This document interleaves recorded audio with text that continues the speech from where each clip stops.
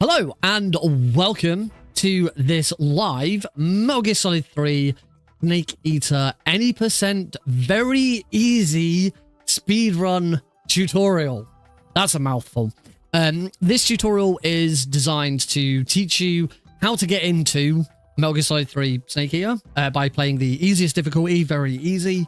It's a relatively quick and easy run, and this is going to give you a really good idea of sort of the route, how to get through, and then, you know, after you've learnt this, that's when you can then look at other difficulties and doing other stuff. Now, this tutorial is being done on the PC version of the Master Collection. This tutorial should be fine for any version of the game, including the PS2 games. But the PS2 games, it's not really recommended to start with those. If you're playing the original Snake Eater on PS2, you won't have the subsistence camera, you won't have the third-person camera, which we do switch to occasionally. Also, the PS2 games are not in 16:9, they're not in widescreen. But if you're playing the PS3 or Xbox 360 HD edition, it's exactly the same. The Master Collection is just a port of the Xbox 360 version, so upscaled and all of that stuff. Before we get started, we've got a few settings to have a look at first. And there's three settings. Any other settings that I don't mention are pretty much personal preference, however you prefer it. But there's three settings in three different areas that we're going to look at. The first one is Steam input, so your controller. It is highly recommended that you use Steam input if you're playing on PC. If you're playing on any other system, obviously you're not going to use Steam input. You're going to use your PS5 or your Xbox or whatever. But if you are playing on the PC version on Steam, it's highly recommended that you use Steam input and you either download a controller setup or you modify the existing one. Mine is available on the community page. Mine is called MGS3 DualSense Turbo. And you can play this with any controller as long as it's supported in Steam. We're just going to quickly look at those controller settings. So yeah, if you go to the community ones and search for, there's loads here, but mine should be, there's mine, MGS3 DualSense Turbo. Mine does two main things. First of all, it allows you to, if you're playing with the obviously this only works if you're using a DualSense controller. It might work if you're using a PS4 controller, a DualShock 4 as well. But if you're using any other controller, you'll want to get a different one or do other stuff. We are allowed to use turbo in MGS3 just for skipping cutscenes quickly. You don't use turbo in game. It's just for skipping cutscenes.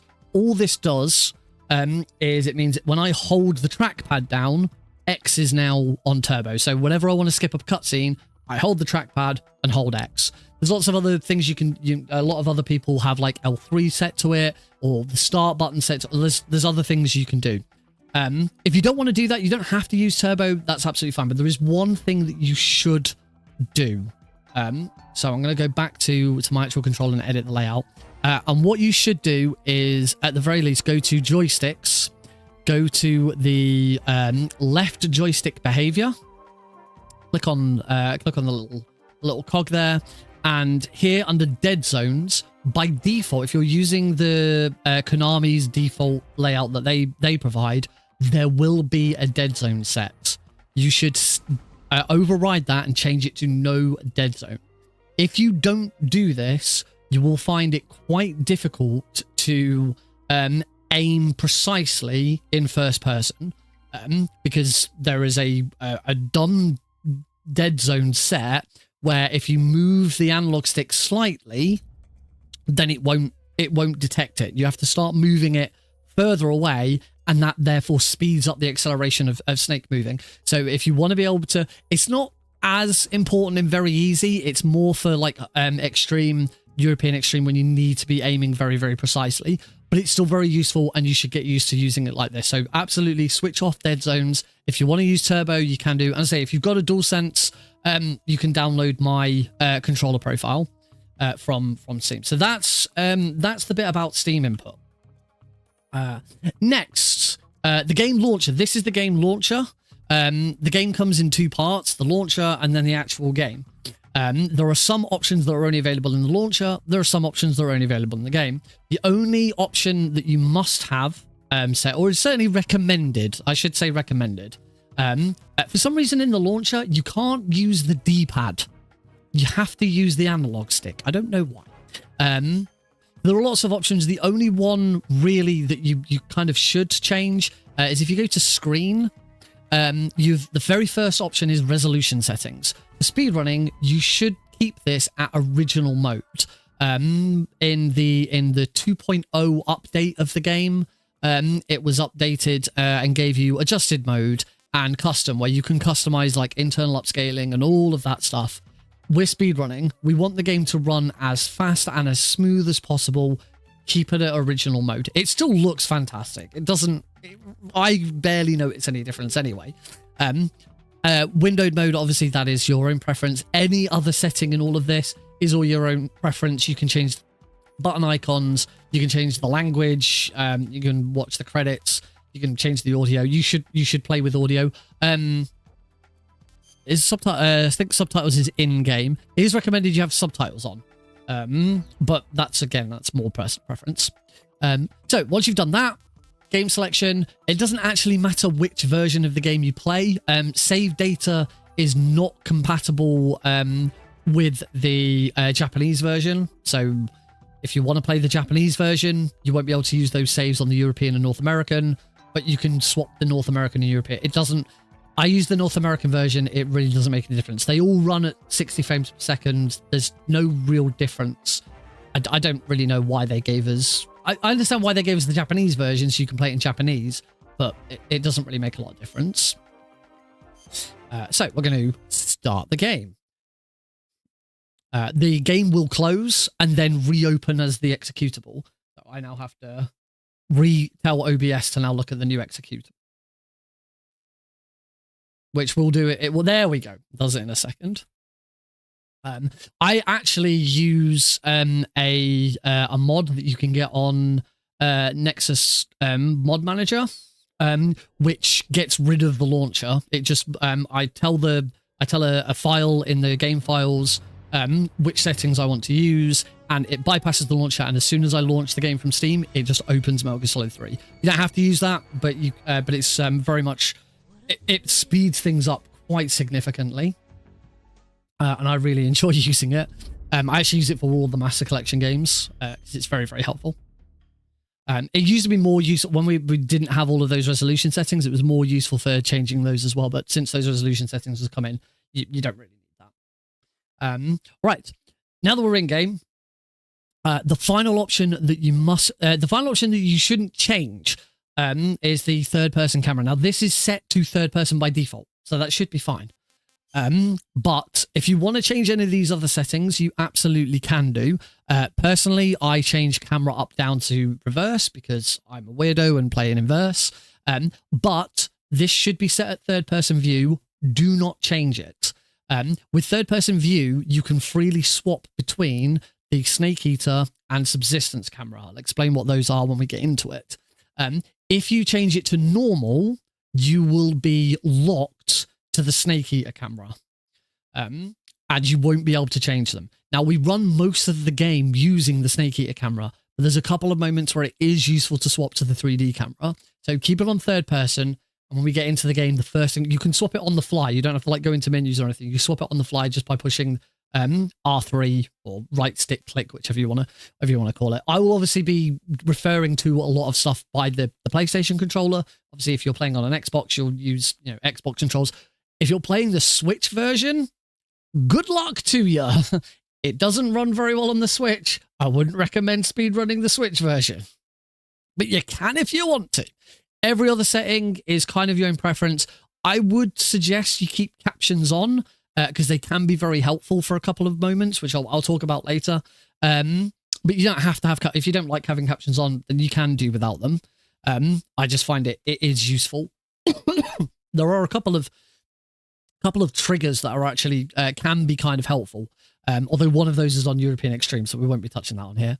There are additional settings. Again, you can set these to whatever you want them to be, but the default ones are absolutely fine.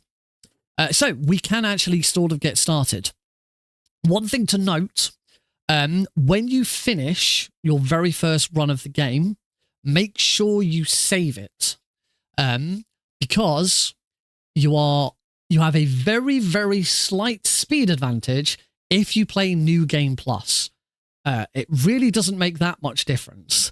There's two things that change, and I'll explain those when we get to them. One of them isn't till the very end of the run, but it is a very slight time save.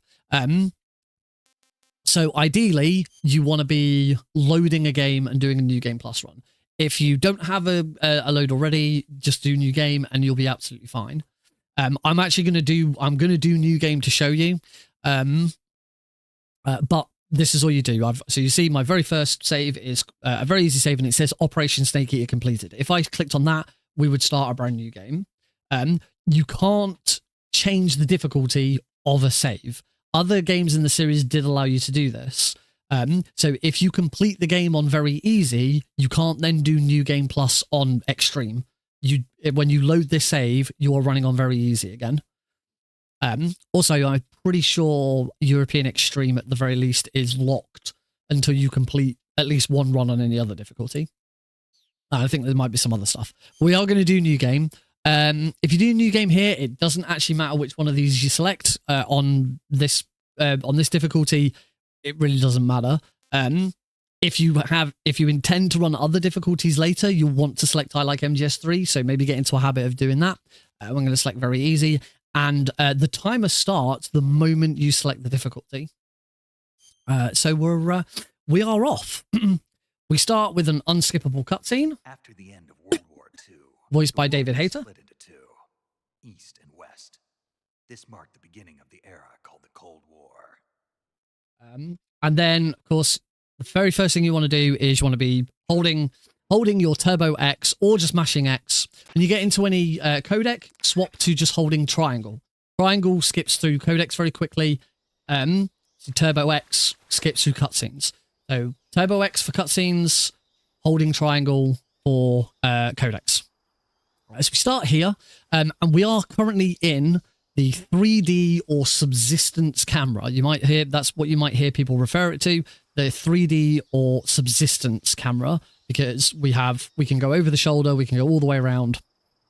There are a couple of moments in the game where you can use this, but ideally for most of the time we're not going to use this. Just clicking R3 will swap you to what we call the Snake Eater or overhead camera. The reason for the names is when the game was first released on PlayStation 2, it was released under the name Metal Gear Solid 3 Snake Eater, and it only had this camera. The 3D camera was not available in the original release.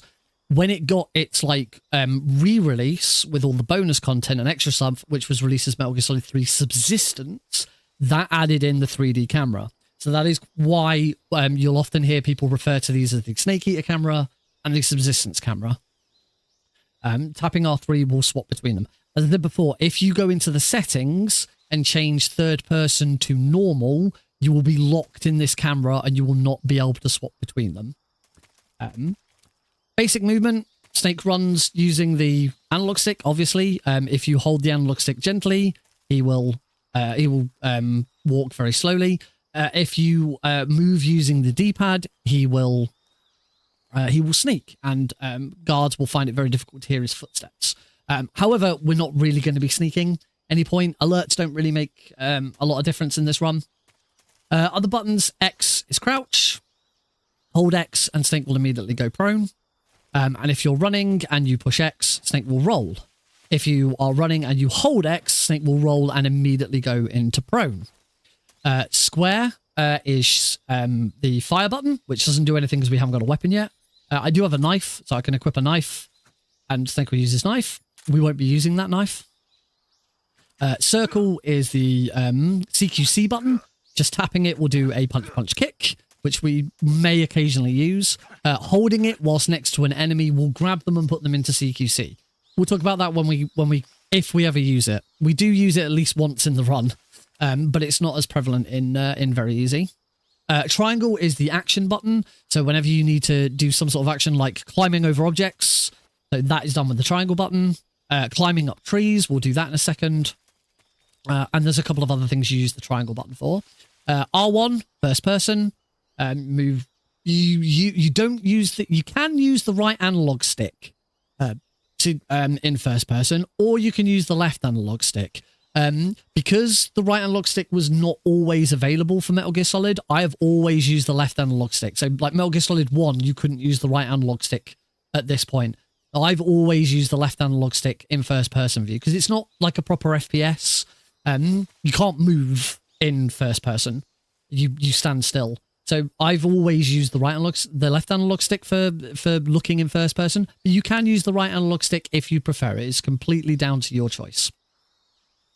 Also, I don't use inverted when I'm using the left analog stick because again, Metal Gear Solid 1 didn't have any inversion, so I got used to doing it like this. If I play any FPS, I have to use inverted. It's weird.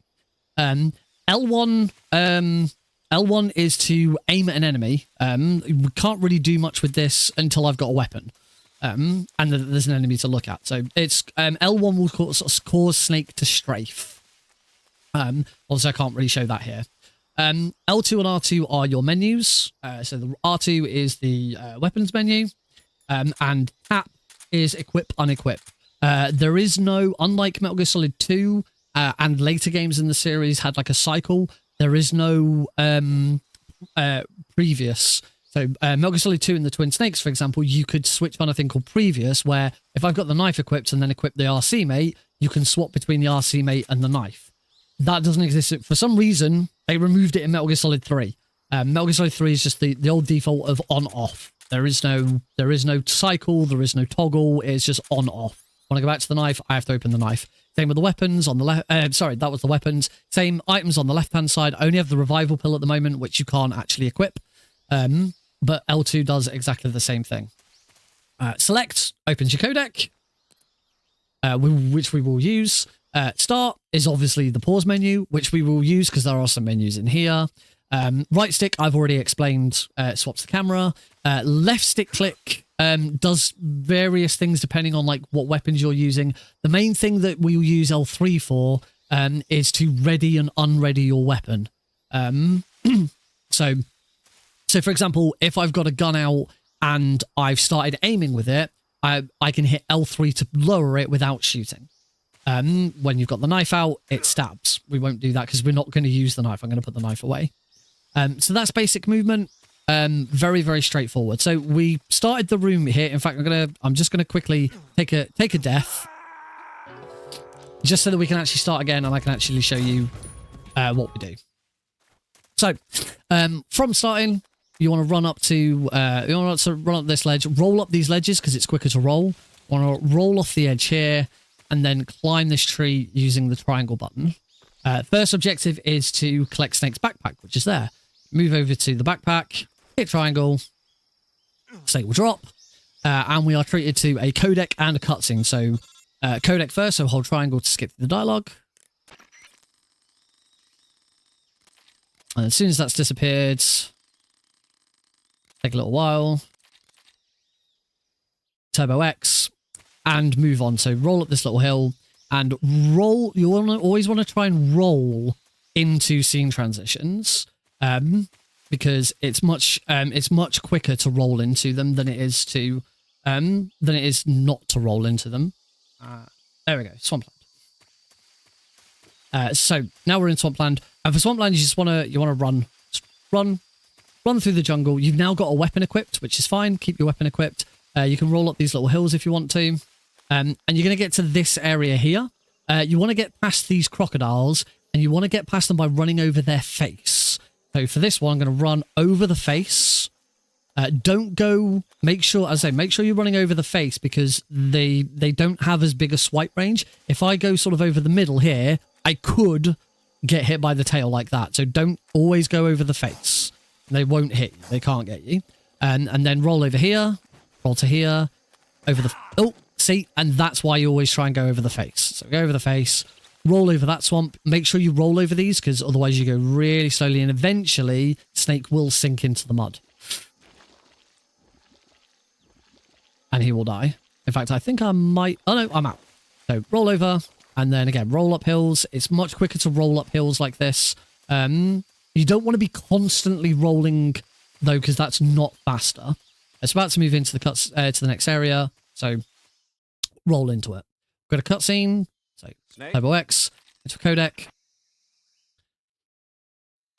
And we can move on. Now, here's where we're going to have our first set of guards. There's a guard there, and there's a couple of guards here. And on very easy difficulty, we've got a tranquilizer gun. This is the MK22, which is a tranquilizer gun. We're only really going to use the Mark 22 in the prologue. So we're currently in what's called the Virtuous mission, which kind of acts like a prologue to the game. Eventually, we're going to move into Operation Snake Eater, which is the main game. Throughout Operation Snake Eater, we'll be using the easy gun. This is the thing that makes very easy, very easy. But we'll talk about that when we get there. The main reason we stick with the Mark 22 is because we save time not opening the menu, swapping to the easy gun. So as I said before, you can go into first person. Holding square will get the gun out. Letting go of square will then shoot. If you've got a gun out and you don't want to shoot, you can hit L3, Snake will put it down. If you've got a gun out and you're not currently aiming it, you can hit L3, Snake will put it up. And you can put it up and down using the L3 button. You can also lean whilst in first person. Could have mentioned that earlier, actually. L2 and R2 then become lean whilst in first person. So you can't open your weapon or item menus in the first person. You can equip and unequip, and we will be doing that. But you can't open the menu whilst in first person. If you hold both L2 and R2, you'll go up on your tippy toes, which you shouldn't really need to. I don't think you'll use in very easy. You do use in other game modes, but I don't think we use it very easy. But we might do if I'm misremembering. Oh, and L1, as I said, if you're aiming and you hold L1, Snake will now strafe. I let go of L1, Snake runs around. I hold L1, Snake now strafes. And while strafing, Snake should auto-aim. But Snake will, just without L1, Snake will also auto-aim as well. So if I run around aiming like this, if Snake, you can see actually Snake is already trying to aim. There's a guard behind that tree, and you can see Snake is automatically aiming at that guard. As I say, a single tranquilizer shot on any guard on this difficulty will immediately knock them out. I can run towards this guy, shoot him, and he'll go down. Right, how do we actually get through the run? I'm going to use here an item called the Fake Death Pill. This is a very, very good speedrun learning tool. You have 10 of them. You will use one of them in the game normally, but if at any point during whilst you're learning you want to reset your current room, just use a Fake Death Pill. That will pretend to kill Snake and open up the game over screen. Now, the idea of this is it tricks guards into thinking you're dead. You then open your menu again, go to the revival pill, and you use that revival pill to wake Snake back up again. But you don't have to use it. You can just hit continue, and you reset the room. Very, very good speedrun tool. So, let's run through this now. So, all you're going to do is you're going to run towards these guards, shoot the first one. As I say, Snake auto-aims. Shoot the second one. They're both out the way. And there's one more over here, so I'm going to run over here. This guy here. You can either shoot him or you can roll him. Rolling will instantly take guards out as well. And we hold X. Roll here. Shoot that guy. Take that guy out. We want to take these two guys out, but you don't want to be too. You want to be a little bit closer to them. Snake will tiptoe over guards. I'll show you this room again. So as you saw, Snake didn't slow down at all during any of that. But guards who are on the floor, their bodies on the floor, Snake will slow down and sort of walk slowly over them. It's just they have to be on the floor for like half a second to a second before Snake does that. So as long as you shoot these two guards quite late, you can run through them. I'll show you it again. You can run through them before Snake has to tiptoe over them. So once again, we can use the Fake Death Pill to reset the room and just run through it again. So I'll show you fully how that room is supposed to be run. The guard at the end, he may see you, he may not. As long as you shoot him, it's fine. The alert doesn't matter, and the alert won't cause you any problems. If you miss the roll, then you'll just roll down the hill. So again, shoot that guy, wait a little bit. Shoot the first guy. So I'm waiting, sort of the last second. Oh, I waited a bit too long and I actually missed that guard. So we're gonna reset the room. To be honest, if you got into this situation, that would be fine. The next room removes any alerts because it goes straight into a cutscene. But I want to show you properly how it should be run. So roll off, shoots. So I'm not going to wait quite as long this time. I waited a little bit too long that time. So shoot the first guard, shoot the second guard, run over him before his body sort of causes Snake to slow down. This guard's here, and done. And run through the room. And then roll. Rassvet, we are treated to another cutscene. So Turbo X, get the cutscene nice and quickly. As soon as we get the codec open. Rassvet is the final room, really. We're going to shoot that guy. We're going to roll up this hill. That guy on the left is going to spot us, but it's not going to be a problem. Roll up here, and then roll into this area here. That's going to trigger our next cutscene. So roll into there, triggers a cutscene. Hold X.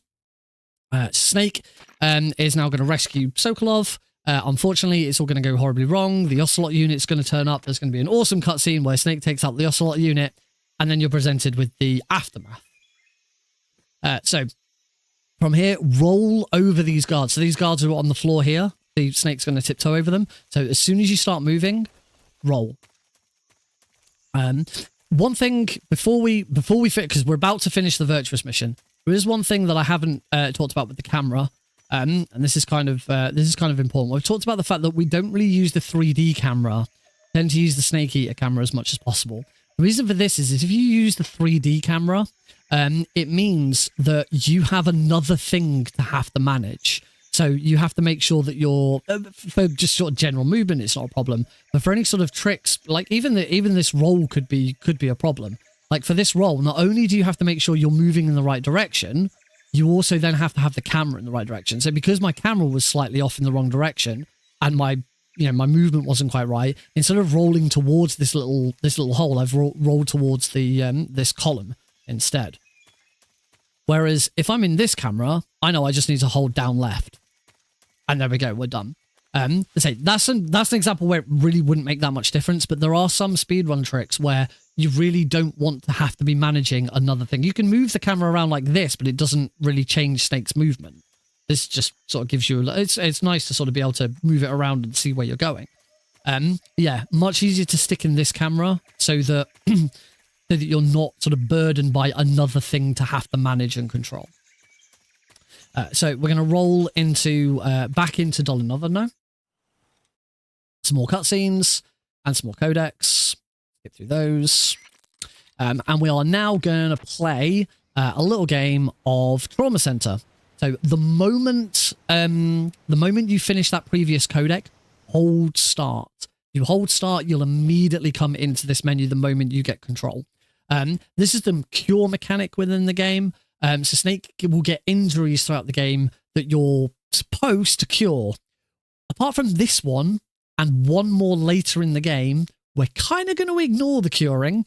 If Snake gets injured, we don't really care. We'll just walk it off. But for this one, this is sort of mandatory because it's part of the tutorials. You want to do it. So open the cure menu. Left stick is medicine. L2 is medicine. R2 is surgery. There's only surgery items, and you want to do them in a particular order because it's very easy to go through the menus with this. So you'll always start with this cut. You want to go down, hit such a kit, bandage, ignore splint, styptic, disinfectant, and then you have to, once you're done, let go of R2 and then push it again. And now do the same in the reverse order. So disinfectant, styptic, skip, splint, bandage, such a kit. Same again, such a kit, bandage, skip, splint, styptic, disinfectant. When you get to these last three, it'll move to a broken bone. What you should do here is hit up and you'll go to another cut. Do the same again, disinfectant, styptic, bandage, such a kit. Then you move to the last two, which are both broken bones. And so from here, you can hold. And for broken bones, it's just simply bandage, splint, bandage. So as soon as I hit this, this is going to end. And that's it. it'll look a lot quicker when you do it normally. But the more you practice it, it gets quite fluid, and you'll remember it. But it's not a huge time waster. Right, so move on. That is the end of the Virtuous mission. You have to be very careful at this point because we're going to encounter what we call a save boss. So I'm going to hold the X and turbo. This only really counts if you're either mashing X or using turbo. As soon as you start to see this screen appear, so you saw the line sort of move in, stop holding any buttons. You do not want to click yes here. You will lose time. The timer is still running whilst you're trying to save the game.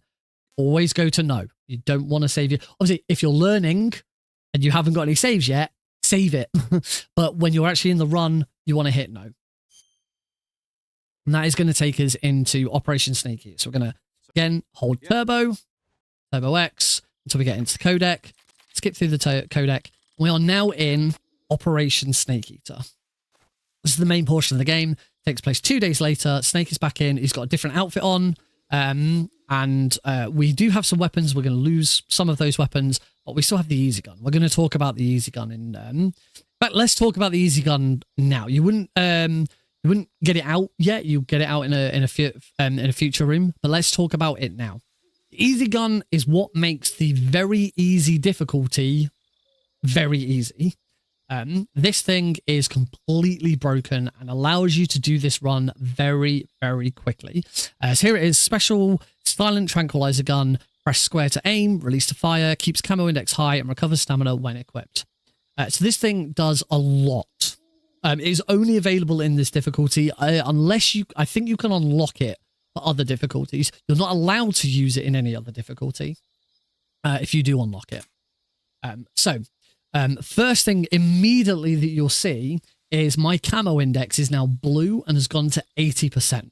So we haven't really talked about camo because it doesn't really, you don't need to worry about camo in a very easy run. The camo index is a mechanic where depending on what Snake is wearing, so his camouflage, his face paint, and the surroundings he's in, his camo index will go up and down, and that affects whether guards can see you or not. So standing right here in this, his camo index is at 30%. If I crouch, it goes to 60%. If I crawl, it goes to 75%. If I crawl in this grass, it goes to 80%. It's possible there is one set of things you can do in one area to get it to 100%. But we don't have to worry. We don't have to worry about camo at all in this run because of the easy gun. The easy gun just gives you a permanent 80%. If I'm running around, if I'm rolling, crouching, whatever, it doesn't matter. I will constantly have an 80% camo rating. You can basically run past guards. You kind of really have to be up in a guard's face until they see you. So that's actually the main thing that makes this gun broken. The other things that it does, it also are really useful, but it's actually the camo index that makes it more broken than anything else. It's got infinite ammo. It does only have one clip in the chamber. Snake does have to do a quick manual reload after every shot, but we can bypass that. I'll explain that shortly.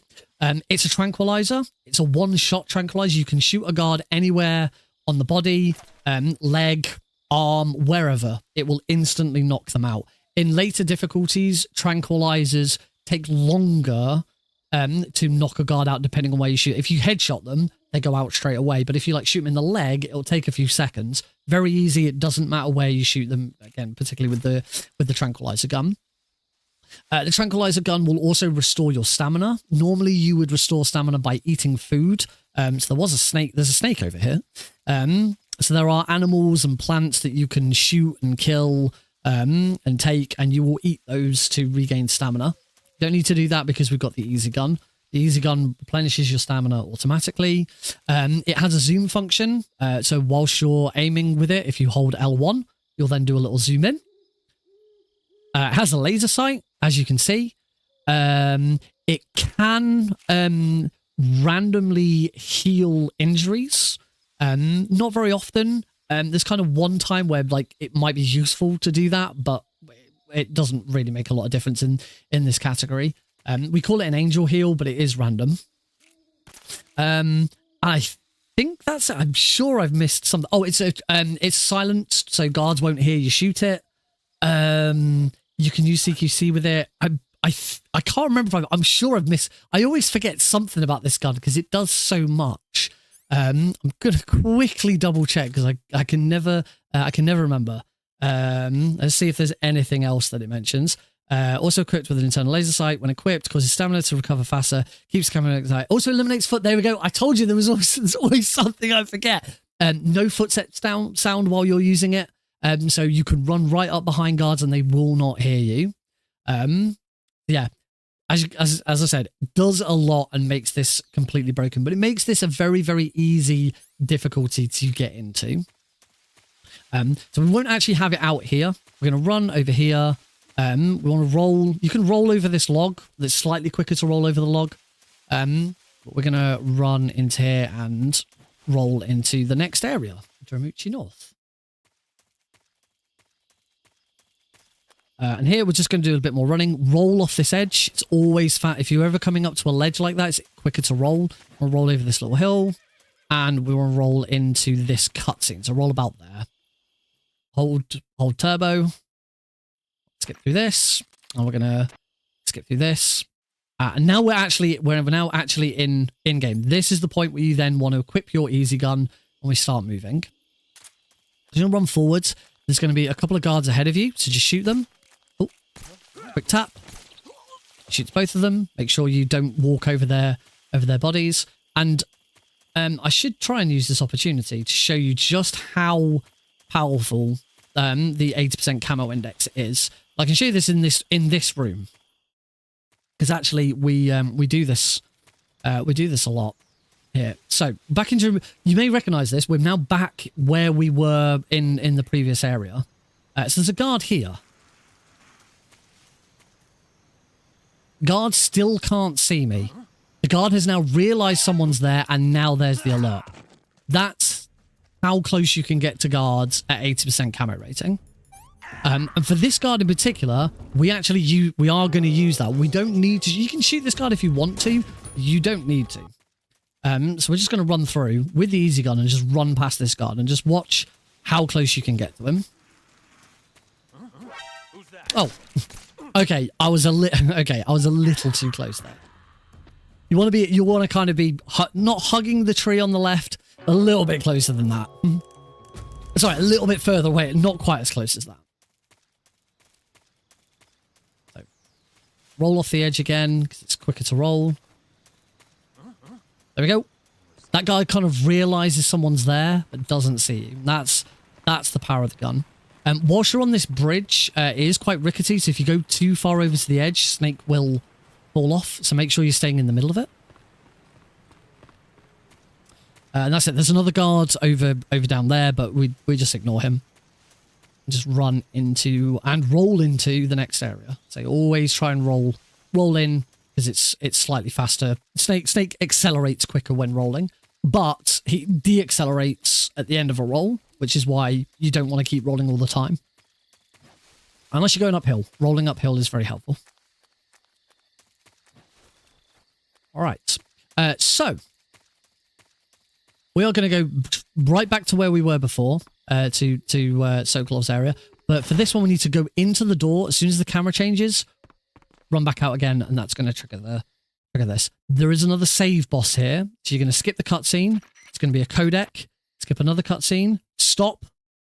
Remember, the moment you see that appear, let go of all turbo, hit no. Or, again, if you're only just learning, do save it.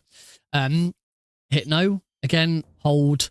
Oh, I pushed an extra button. I'll have to reset this.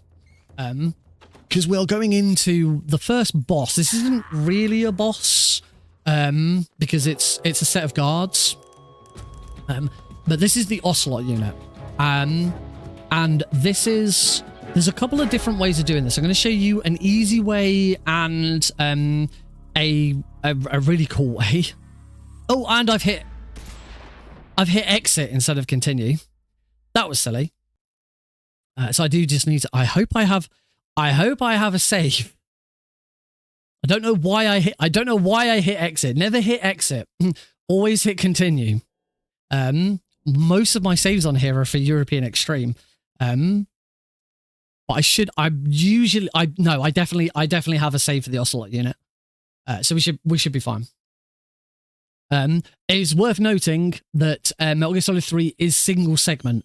If you exit the game during a run like this, your run's dead. Has to be done in one segment. So should have a very easy Rassvet save. All good. So this is Snake waking up, and we move into the fight. Because I'm on loading a save, it doesn't do that.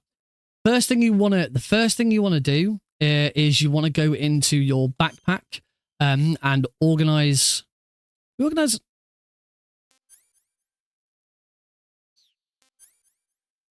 Hold that thought.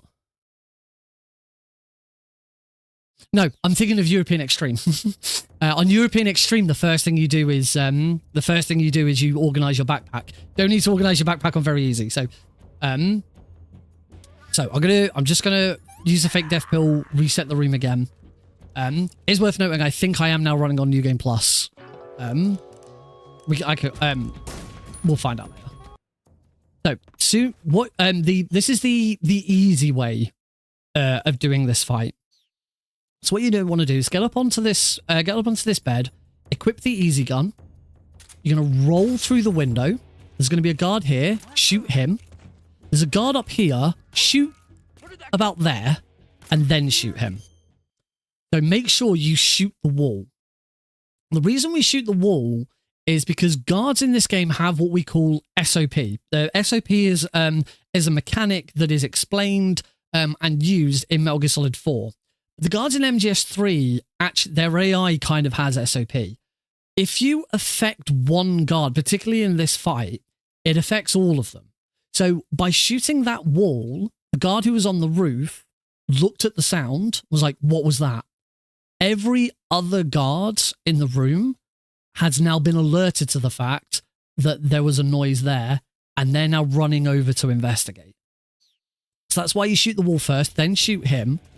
And if we went to here, you'll now see every single guard has moved over to here. This guard has realized that I'm Snake, and he's going to shoot.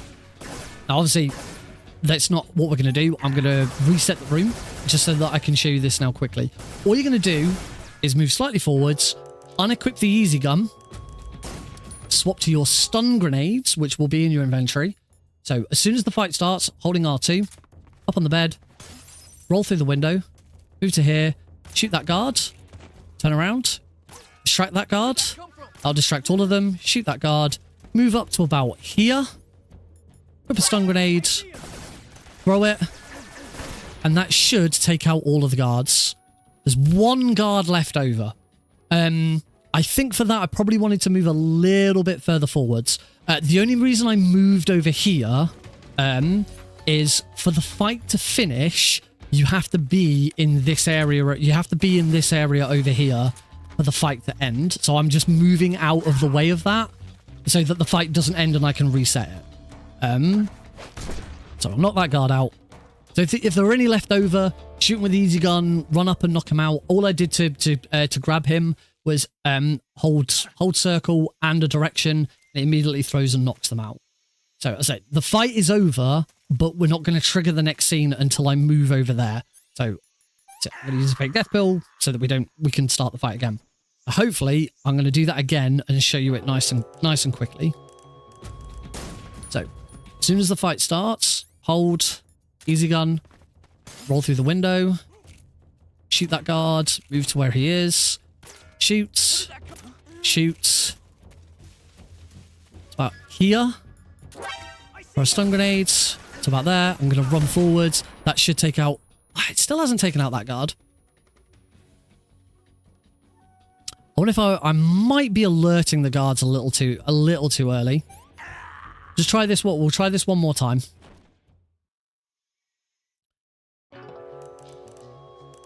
I want to show you that you can use that stun grenade to take all of those guards out in one go.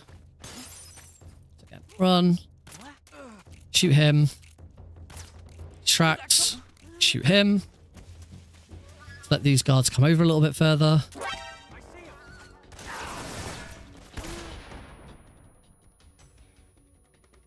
Still left this guard standing.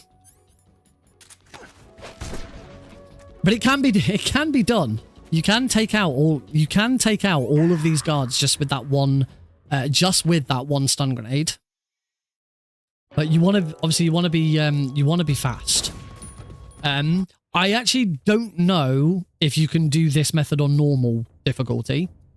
Someone in chat's asking. Because I don't run normal difficulty. I only run very easy. Go through.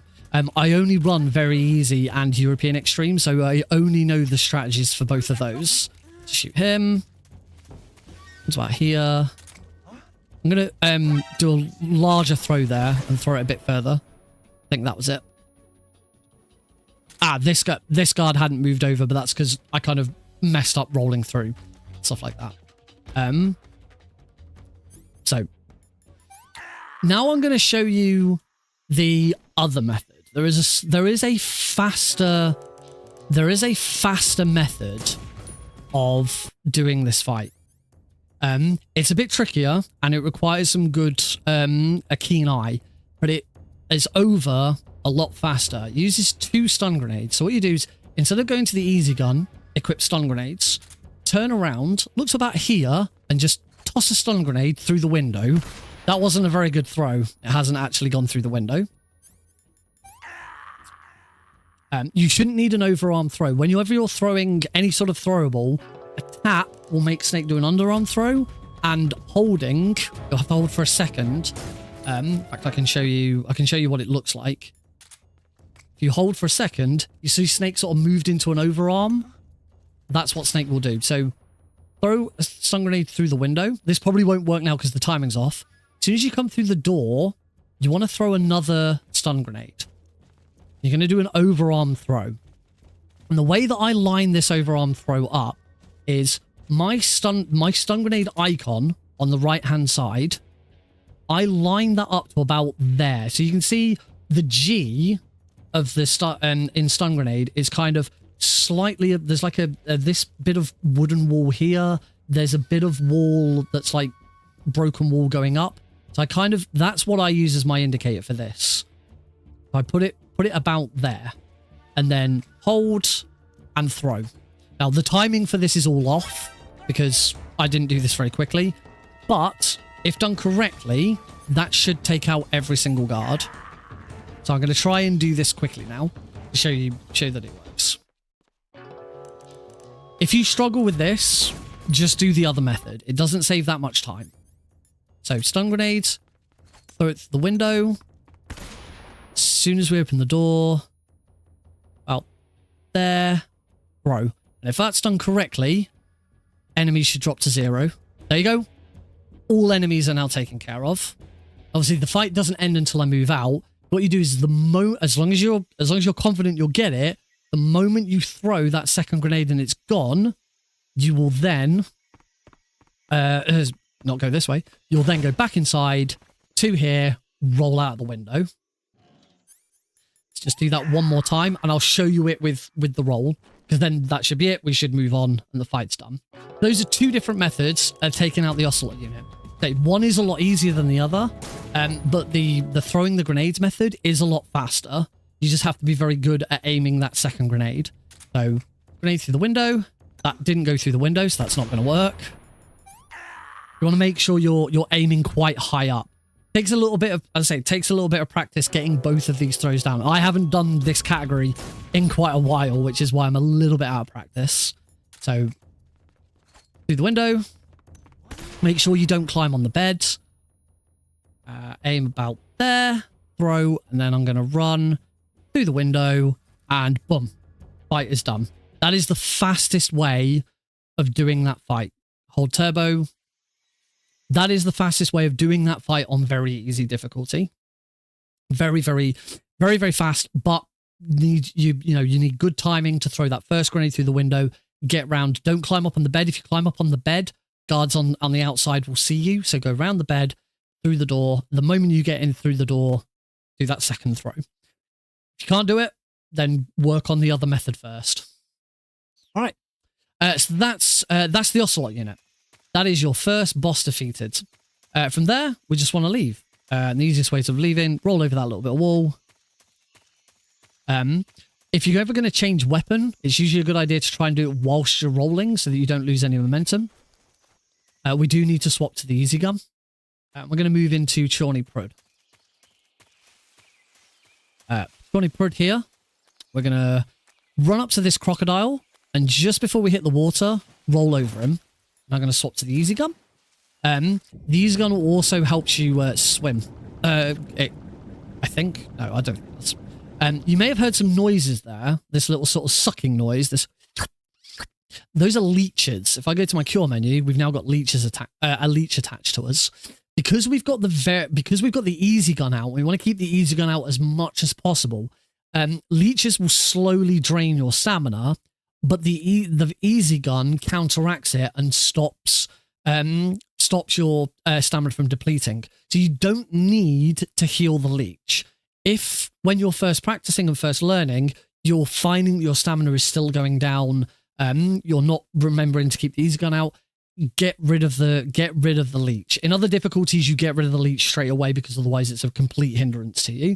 But on very easy, as long as you get into a habit of keeping the easy gun out, you shouldn't have to worry about these leeches. In fact, you will keep a leech on you for the entire run, and the rank you get at the end of the game will be the leech rank, which you get for finishing a game with a leech attached to you. As you swim underwater, the quickest way of swimming is to tap X and circle. Mind that crocodile, and you're aiming for here. I'll show you that route properly. Because obviously I broke that up a little bit. So yeah, the quickest way of swimming underwater is to alternate tap X and circle. I don't know why. But that is how it is. So just before you reach the crocodile's tail, roll, dive underwater with X, and then swim. So you're aiming for, there's a gap between these two trees. Aim for that. Don't go too high up, because otherwise you'll breach the water. Aim to be just to the right of that crocodile and get up about here. And then just as you reach these trees, do a roll, because you're about to get a call. Whenever a call is triggered like that, Snake will stop. But if you're in the middle of a roll, you'll keep moving forwards. There's one other opportunity I can think of. You do need to be careful. There's a trap here. You can see this rope trap, which is going to trigger. You can just see the trap there. Oh, I haven't re-equipped the easy gun yet. You can see my stamina's gone down a little bit. If you trigger it, just make sure you get out of the way or roll over it. You want to start that roll a little bit sooner. So probably start at about here. Because then as soon as you retake control, as soon as you retake control, you can get around it. I'm going to quickly reset the room just so that I don't have that injury. I'm also going to keep the easy gun out. So I'll quickly reset this and just do this properly. You can also turbo X when you're continuing. You know, if you do take a death in the run, you can also turbo X to quickly hit the continue button a bit quicker. Right, so this room all in run, and we move on because this room shouldn't really take a lot of explanation. Got a little too far there. So X circle, we've got the leech. Don't need to worry about the leech. Make sure you don't breach the water. Past the crocodile. And breach the water about here. Then roll at the trees. Oh, the codec hasn't triggered because we've already played the codec. If you continue, the codec's already set. And we move into Bolshaya Pass South. So from here, you want to roll about there, hold, and go underneath this electric fence.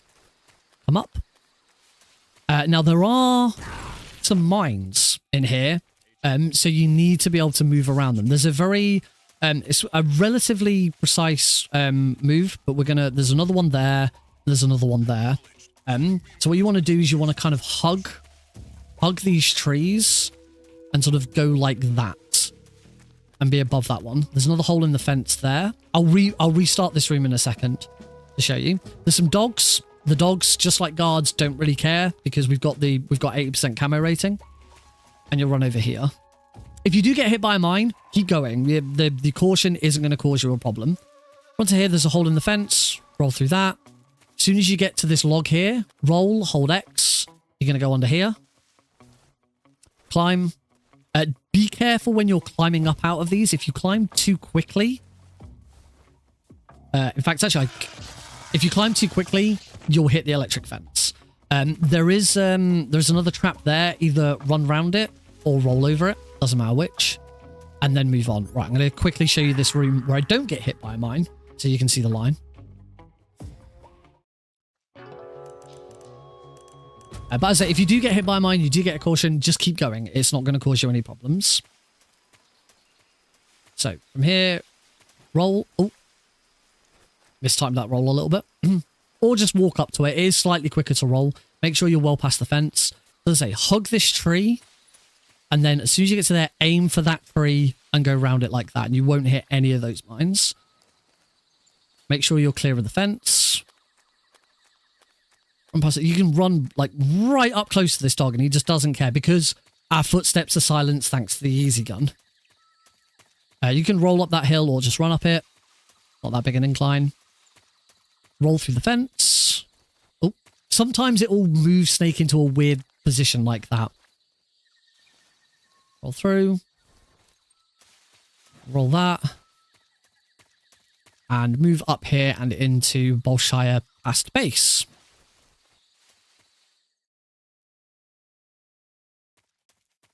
But Bolshaya past base is nice and simple. We're just going to go for a run.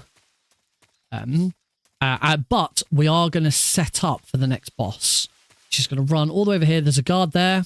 Don't need to touch him. He's not going to see us. Completely ignore that guard. We're just going to keep running up past this tree towards the next area. The only thing we want to do is just unequip the easy gun. Make sure it's still on our previous, but unequip it and roll into here. This is the first proper boss fight. This is Ocelot. As soon as the fight starts, you can either equip the easy gun again or go into the menu. Sometimes I prefer to go into the menu to grab it because the first thing you want to do is get a quick shot on Ocelot. And sometimes I find if I equip it just by tapping R2 and then hitting square, Snake won't aim. So sometimes I prefer to just go into the menu, select it, and shoot him in the back. That's it. Very simple. But it does have to be done quickly. If you don't do that quickly, he'll run off behind a tree. And what we want to do here is we want to keep Ocelot in a loop. So as soon as you've shot him, open your menu, stun grenades, and throw an underarm stun grenade. Go back, easy gun. Whenever you throw a stun grenade, you want to turn around because there's going to be a white light flash. But if you're facing it, you will get blinded. The screen will go very white and you won't be able to see. But by Snake turning around, he doesn't get affected by it.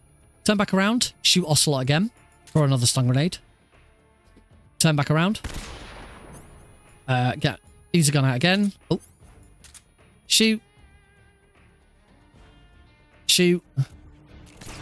And if I shot him again, that'd be the end of the fight. You can go for headshots, but they're not really necessary. Towards the end, headshots will make this a little bit quicker, but it's very simple. Now's probably the best time to. Actually, yeah, it doesn't really matter, but you can very quickly reset the fight like this. So yeah, you can go for headshots, but it really doesn't make a lot of difference in this fight. I wouldn't worry about it when you're first learning. Oh, I've gone for a stun grenade instead for some reason. But as you can see, because I haven't got that shot off, he's now run off and he's going into his own little thing. We don't want that. So let's just get through this fight nice and quickly.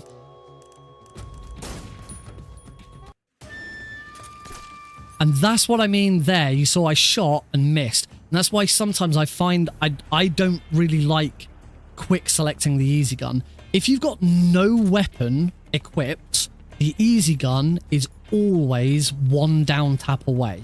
So getting back to the easy gun is very, very easy. Whatever weapon you've got equipped, just unequip it, And the easy gun's always there. So, let's do this fight nice and fast.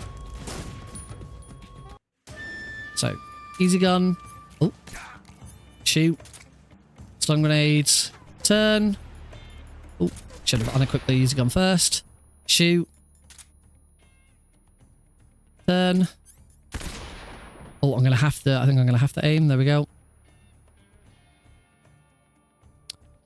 That's because my first shot didn't land properly.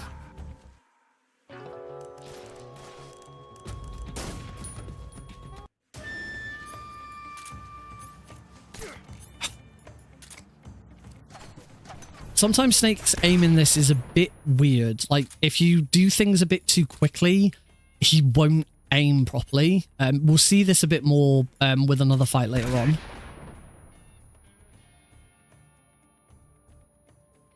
There we go. And that's the fight. Done. We now move into the cave. Cave is very, very dark. You can adjust your brightness settings, but I can't remember if that actually appears in the in these additional settings here. No. So if you want to change your brightness settings, you will need to change them in the launcher, or if you've got a screen that you can adjust. But it's not really that difficult, as long as you know where you're going. And it's fairly simple. If you're playing, I am on a New Game Plus. If you're playing New Game, because we've shot Ocelot with tranquilizers, there will be a camo here, the animals camo. You do not have to pick it up. You do have to pick it up on European Extreme if you're not playing New Game Plus, but on Very Easy, you don't have to pick it up. You can ignore it. It'll be right here. So we're just going to go for a run. I'll run around here. And when you get to about here, do a roll. I'm nowhere near it. This is why you kind of want to crank your brightness settings up a little bit. There's a hole here. You want to go through this hole. And go for a run. Go for a run. Go for a crawl. Crawl through here.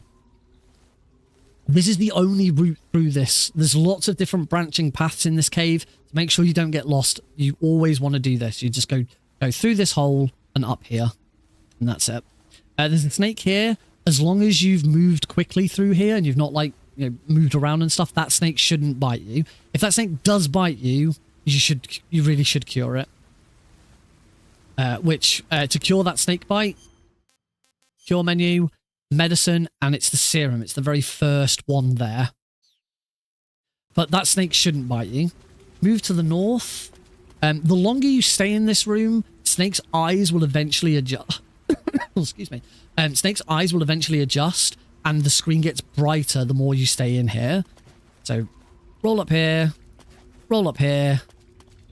and to here.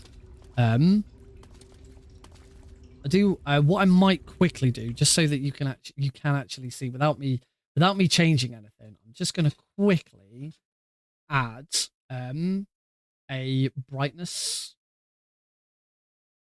and gamma filter to my screen.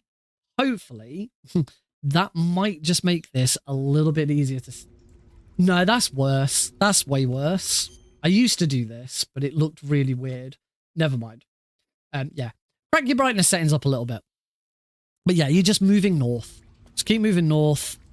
So you get to here, and then roll into here. We're about to go into the next boss. This next boss is called the Pain. And he is a pain. But luckily, on Very Easy, he's not that difficult. Just going to run. Run around here. You don't need to pick up any of these items. Ignore all of those items. And you want to roll into here. Now, there is here one opportunity to grab this item. This is life medicine. You do not heal whenever you eat food. You heal your stamina. You don't heal your health. The more stamina you have, the more your health recovers. Life medicine is the exception. You can use life medicine to heal yourself. You can't run over to that life medicine. You have to roll into it, because the moment I start to run over to it, we will trigger the fight. If, for whatever reason in this category, you are struggling to maintain your health, you can grab this life medicine. But you shouldn't need it. You really shouldn't need to grab that. It's very recommended if you're doing harder difficulties to grab that, so you've got a safety net. But for very easy difficulty, you really shouldn't need that life medicine. But it's there if you want, but you do have to roll into it. As I say, it immediately triggers the fight. This is the pain. As I say, luckily the pain's not too... we avoid some of the pain's more peculiar issues in very easy because we use the easy gun. You can, again, you can go for headshots, but it's much quicker and much easier to just blast him with the easy gun in the body. The pain's headshot box is kind of wrong. It's not mapped correctly to his model, and instead of his headshot box being around his head, it's kind of like from his nose down to his neck. If you shoot him in the forehead, it'll miss. So for very easy, it is just easier.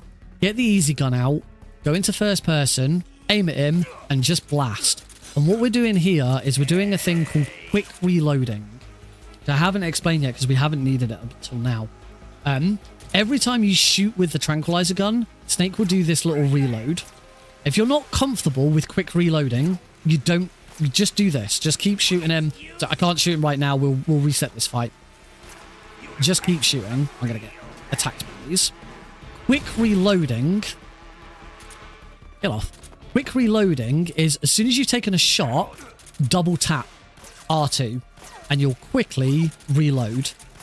The only thing you have to be careful of, and this is a thing that annoys people and really slips people up when they first start, is occasionally, I should have shown this before we moved into the fight. Occasionally, if you start to aim again, so if I do this and start to aim before there we go, I've done it here. You see that I'm currently holding square, but Snake hasn't raised the gun. And the reason for that is because sometimes, just occasionally, if you start to aim with the square button before you have finished the quick reload, Snake won't ready the weapon. It's a bug with the game. It's always been there, and it's really awkward. It's worse in certain versions. It seems like it was worse in the Xbox 360 version of the game, which is what this one's based on. So the thing to make sure if you're doing this is to double tap R2 to quick reload and then aim. And as long as you do that, you should never have a problem. You can see here I am very quickly shooting and shooting. We do need to reset this fight. We now move into phase 2. If you die in phase 2, you have to start phase 1 already. But we want to restart because obviously I've been explaining stuff. If you use a fake death pill in water, you cannot revive. Snake instantly drowns. I'm now dead. I cannot revive. So, let's actually go through this fight. So as soon as the fight starts, equip the easy gun and just start blasting. Until he starts getting bees. As soon as he starts getting bees, switch to your stun grenades. You want to do an overarm throw. And as soon as Snake's arm is up, throw the grenade, he'll land at his feet, and the bees will disappear. Get the easy gun back out, and once again, blast. Keep going, and that should be it. That should be as long as you do it nice and quick, that should be the first phase. What I do want to show now, however, is that first phase can still be done without quick reloading. You are not required to quick reload, but it is faster if you quick reload. So, equip the easy gun. Oh, he's moved.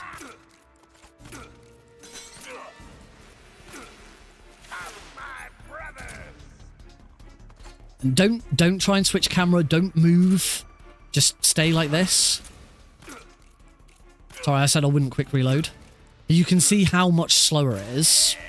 It is much slower to not quick reload, but it can still be done. As soon as the second half of the fight starts, equip a stun grenade, throw it.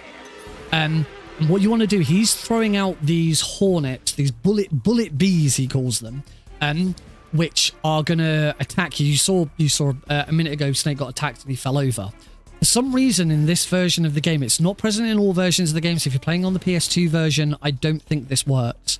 But on the Master Collection version at the very least, and the HD edition, if you are in first person view, those bullet bees will not hit you. So as soon as you've thrown that stun grenade, go back to the easy gun and as quick as you can, get into get into first person. I did say earlier, when you're using stun grenades, you should look away. This is the exception. Don't look away. Just take the white flash. You know where the pain is. You can just keep shooting them. And as long as you do this bit nice and quick, you shouldn't need another grenade. If you get into this, if you get another one, throw another one and do it again. There we go. I can just start shooting. Obviously, I don't want to finish this fight, so I'm not going to do it. What I want to do now is show you both phases with quick reloading to show how fast it can be. So with quick reloading, and should be just 2 stun grenades. Sorry. Yeah, two or 3 stun grenades. This is how quick it should go.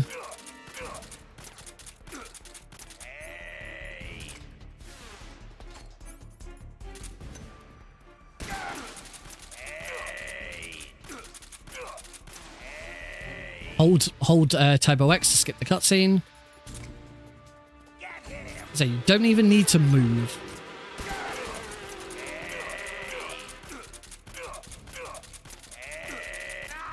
There we go. No headshots required. Just keep blasting. And that's the pain. Very, very fast. Get in the water. Swim over to here. And roll into here.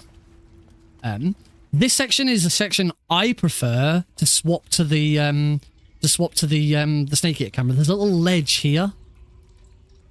Because I loaded that save, my camera up down isn't reversed, so I just need to quickly reverse that. There's a little ledge here. You want to make sure you roll off of it, because if you walk off of it, you slide down slowly. And I just find it, I find it easier to land this with the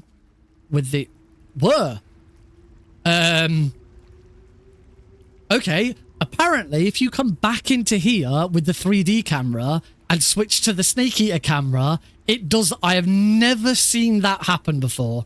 As soon as I move, it disappeared. I've genuinely never seen that happen before. You should never come back into this room. But yeah, I've never seen that happen before. That was very weird. So let's roll in. Say that what I do is that either the moment I come in, I swap camera, or just make sure you do a roll straight away. But I find it much easier to navigate this area with the 3D camera, so I have control over it. Just before you get to here, do a roll, because we're going into a cutscene. And now move on. You want to do little rolls up some of these bits of hill, because some of them are quite steep inclines. It's slightly faster to roll. Again, another reason why I prefer the 3D camera at this point.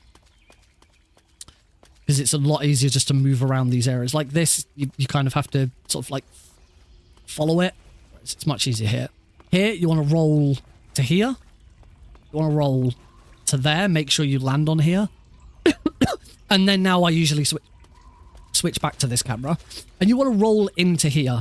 There is a neat little speedrun trick, a neat little trick you can do here. It doesn't save any time, it doesn't lose you any time, it just looks cool. You can go out of bounds. However, if you do it a little too early, it can kill Snake.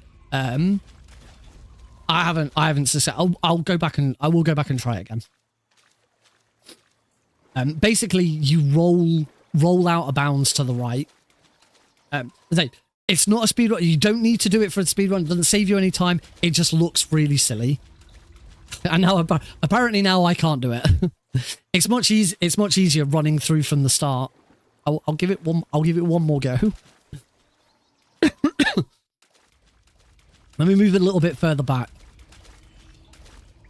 There we go. Oh, come on. There we go.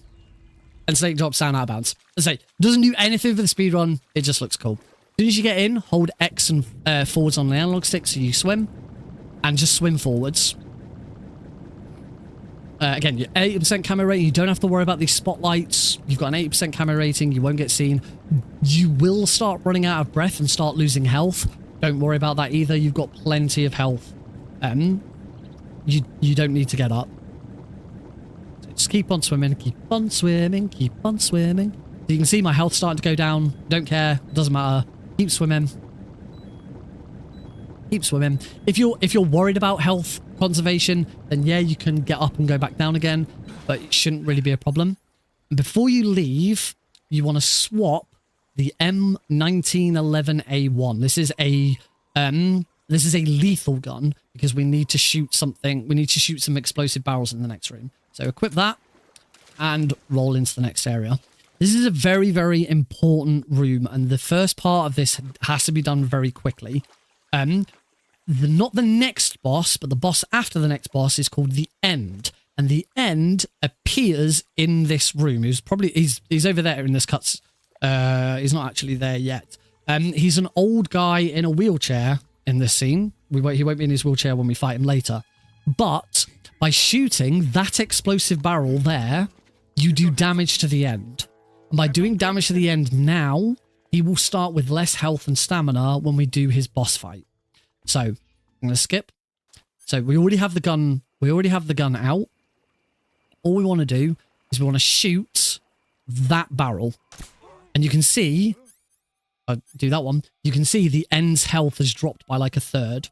And that's all you got to do. Shoot that barrel and the End's health will drop. Don't change to the easy gun yet.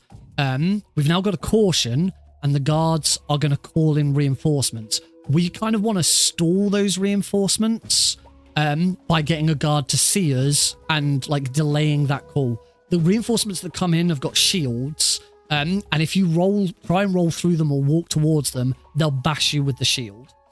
So we kind of want to delay them coming in so that we can get past them before they become a problem. What I'm actually going to do first is I am going to swap to the easy gun to show you what happens. So I'm going to swap to the easy gun. This is what you shouldn't do. It's going to swim. So this guard here is saying we're under enemy fire. Any position that's unknown. Going into alert formation. Swim to here. And they're now sending reinforcements. You can use triangle to get up out of the water. You can see these guards come in here. And there you go. They'll bash you. You don't... Sometimes as you try and roll through them, you'll get bashed. It's better to try and avoid them. But what we're going to do instead... This is how we get past... This is how we avoid these guards. So I'll reset the room. So once again, shoot that barrel. And immediately run forwards and start swimming. Swim to the same place. And what's going to happen is that guard who's on the radio is going to spot us. Well, that guard actually there is going to spot me. And that's going to interrupt the radio call. As we get up out of the water, swap to the easy gun. Shoot him. And as you can see, those guards are only just coming in. They're no longer a problem. Ponizovje warehouse. Oh, I've just realized that the splits are a bit wrong. That moved along really weird. There we go. Move that back. Roll up these stairs. And you want to do... no, I'm sorry. I'm thinking of European Extreme again. I don't really want to reset this room because if I reset this room now, I'm not going to have an alert, and I need to show you it with the alert. So I'm just going to make sure I get that alert again. Is there even a guard to... Oh yeah, these guards are here. Right. So I'm gonna get hit, but I need to move into the next room.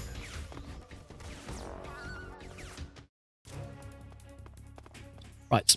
So run up here. So you'll have an alert and that's fine. Roll to here because you want to grab the cardboard box. Grab that cardboard box there. And then shoot that guy. Roll up these steps. Roll up these steps. Roll up these steps. Roll up these steps. This guy, you can either shoot him or Snake has a ridiculously large hitbox when he's rolling. And you can hit this guard from like a mile away whilst rolling towards the door. There you go. Just like that. Your alert will now disappear. And we're in Graniny Gorki South. This is the room where we're going to fight the Fear, the next boss fight. But we fight him on the way back. We're going to be coming back this way. There's a trap there. Roll over that. Roll up this hill. You can roll towards that so that you can immediately start tapping triangle to get up on top of there. and move into outside walls. These next few bits are fairly straightforward, so I don't really need to do too much explanation. In here, make sure you're sort of like staying towards the south so you don't get seen. You don't want these guards, that guard, to even sort of acknowledge you're there. I prefer to swap to the 3D camera for a little bit here, but this is down to personal preference.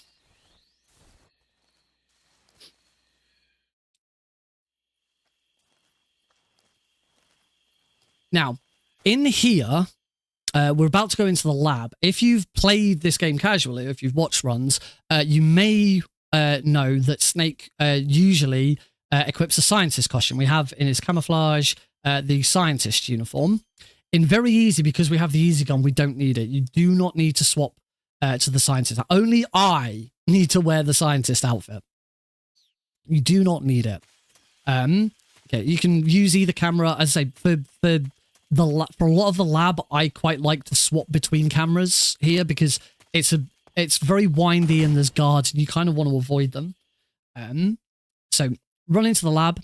You want to be shooting guards, and again, shooting guards is a little bit. I find in the labs it's a little bit easier to shoot these guards with the 3D camera. Shoot that guard, move around him.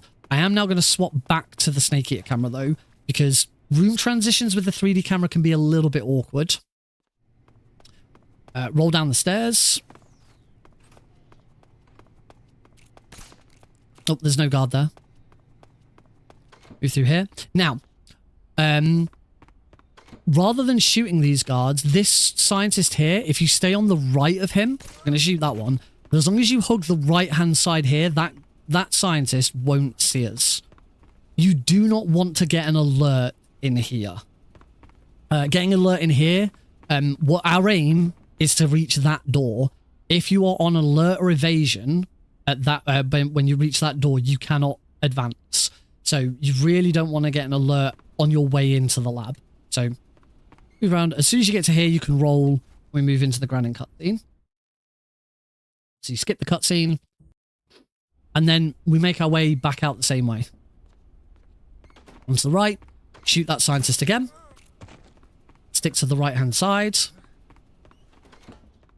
Down.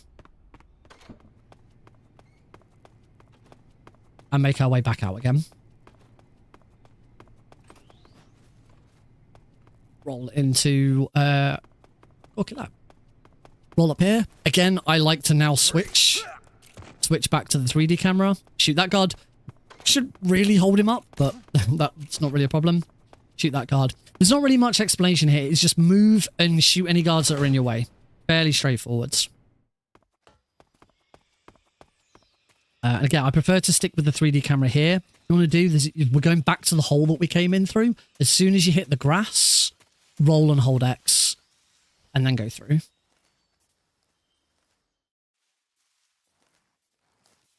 As soon as you're out, hold X to get back up. Roll through here, and then start running towards here. Make sure you pass the guards, but just before you leave, you want to swap to your stun grenades. And I also prefer to then switch back to the Snake Eater camera before moving on. Again, personal preference, it's just how I do it. And roll him. So we're now going to do our next boss, which is called the Fear. Firstly, the Fear is a cheese boss. We completely cheese this boss. So what we're going to do is, when I skip this cutscene, I'm immediately going to hold L2. So skip, hold L2. You can see I've still got my stun grenades equipped. As soon as we get in and we're opening this menu, you're going to use a fake death pill. This is the one and only time we actually use a fake death pill as part of the run. So use the fake death pill. And that's going to cause the Fear to run over to us. So he's going to run to here. And what you want to do is, as soon as he starts walking forwards, like that, equip the revival pill. You can either use him walking forwards, or you can listen to the music. He always moves forwards at the exact same time. So as soon as you've done that, use a revival pill. Get up. And Throw a stun. Oh, he's bumping into me. I need to move out the way. You want to run forward slightly, because otherwise you'll bump into him. All you want to do is you want to throw a stun grenade at his feet. So let me just redo this. You can't use the fake death pill again. He realizes what you're doing. So fake death pill.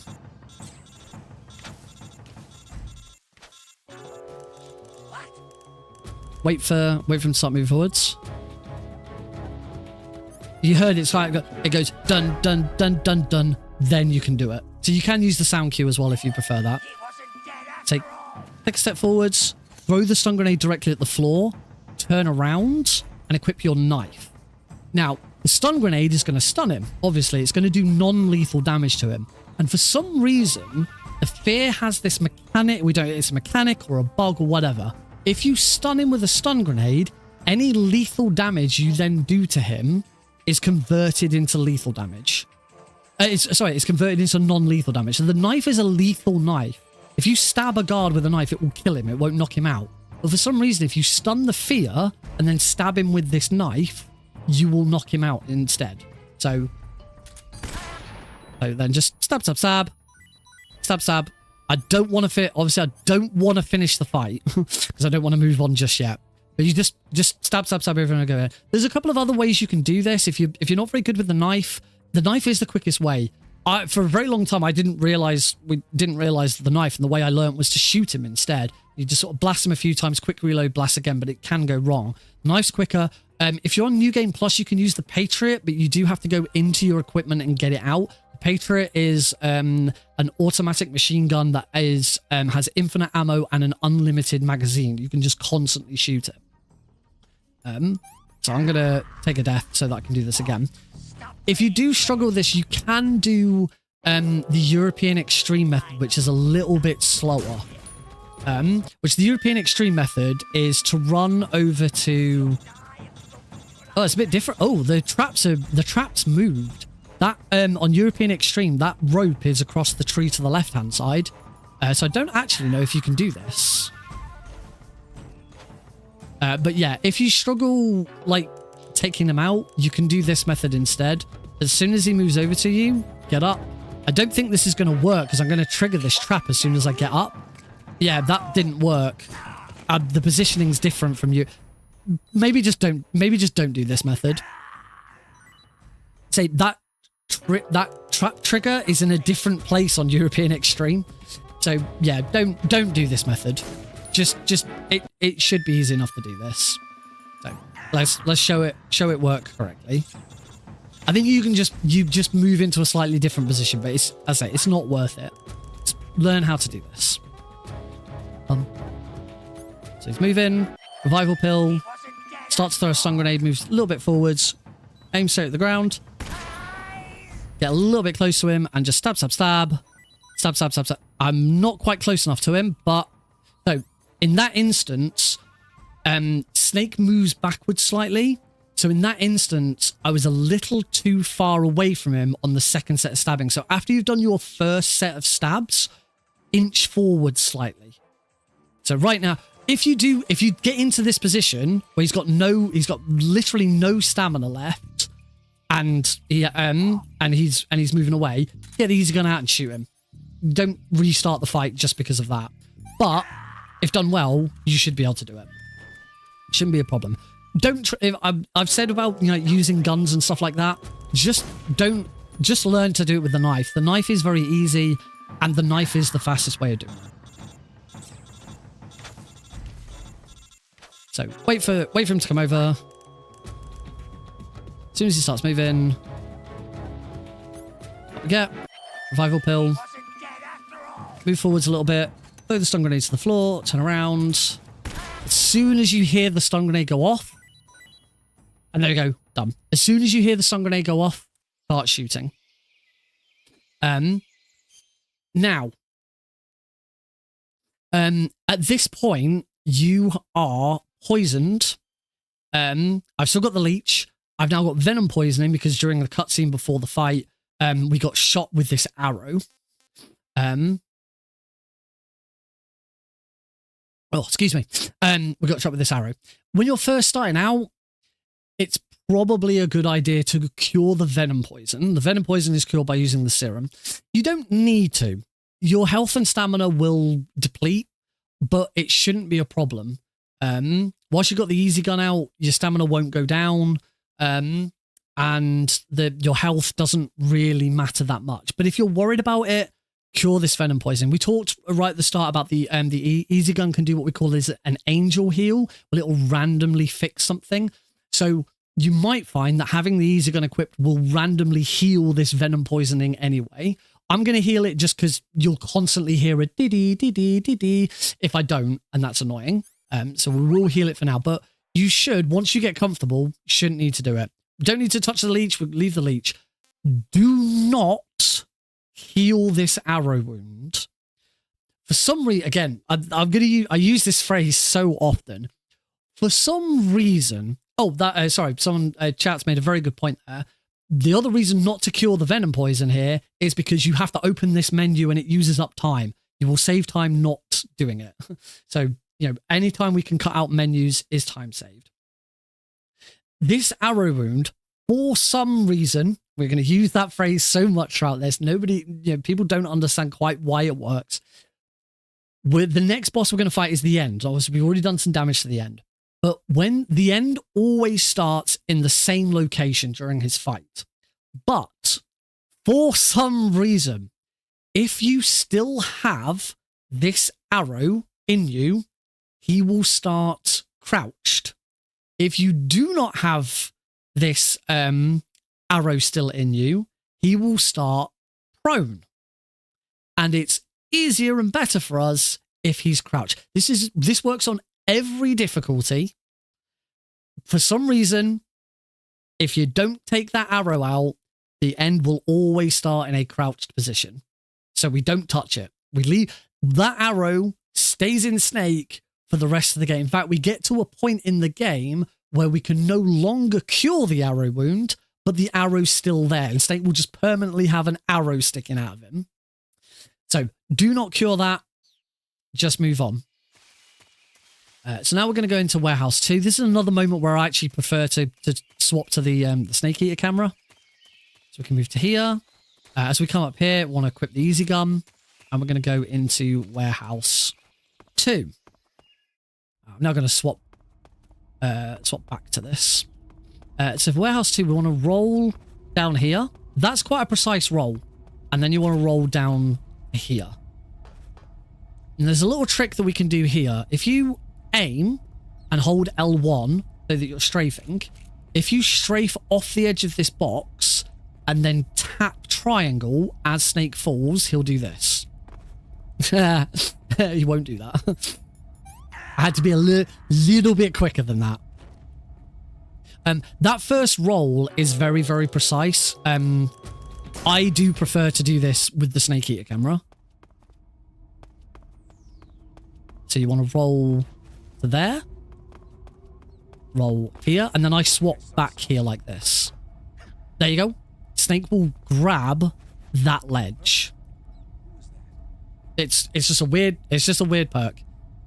And then from there, you can now go through this door. This is why we went to see Granin. Granin was behind that door that I said you can't go through that door if you've got an alert. He's given us a key to get through this door. So let me just quickly run through that nice and fast. I'm going to swap back to the 3D camera. If you're using the 3D camera at this point, be careful when you first move in. If you're just holding forwards, Snake will run back out again straight away. The camera hasn't had chance to move around yet. So if you are using the 3D camera here, just wait a second for the camera to adjust and then start moving. So roll down here. Roll over here, and as I swap there, get to here, tap triangle a couple of times, climb over. If you mess that up and you end up on the floor, just run round. You don't need to reset the room. Just run round, roll up the stairs, roll up these stairs, roll up these stairs, and we're in Svyatogornyj South.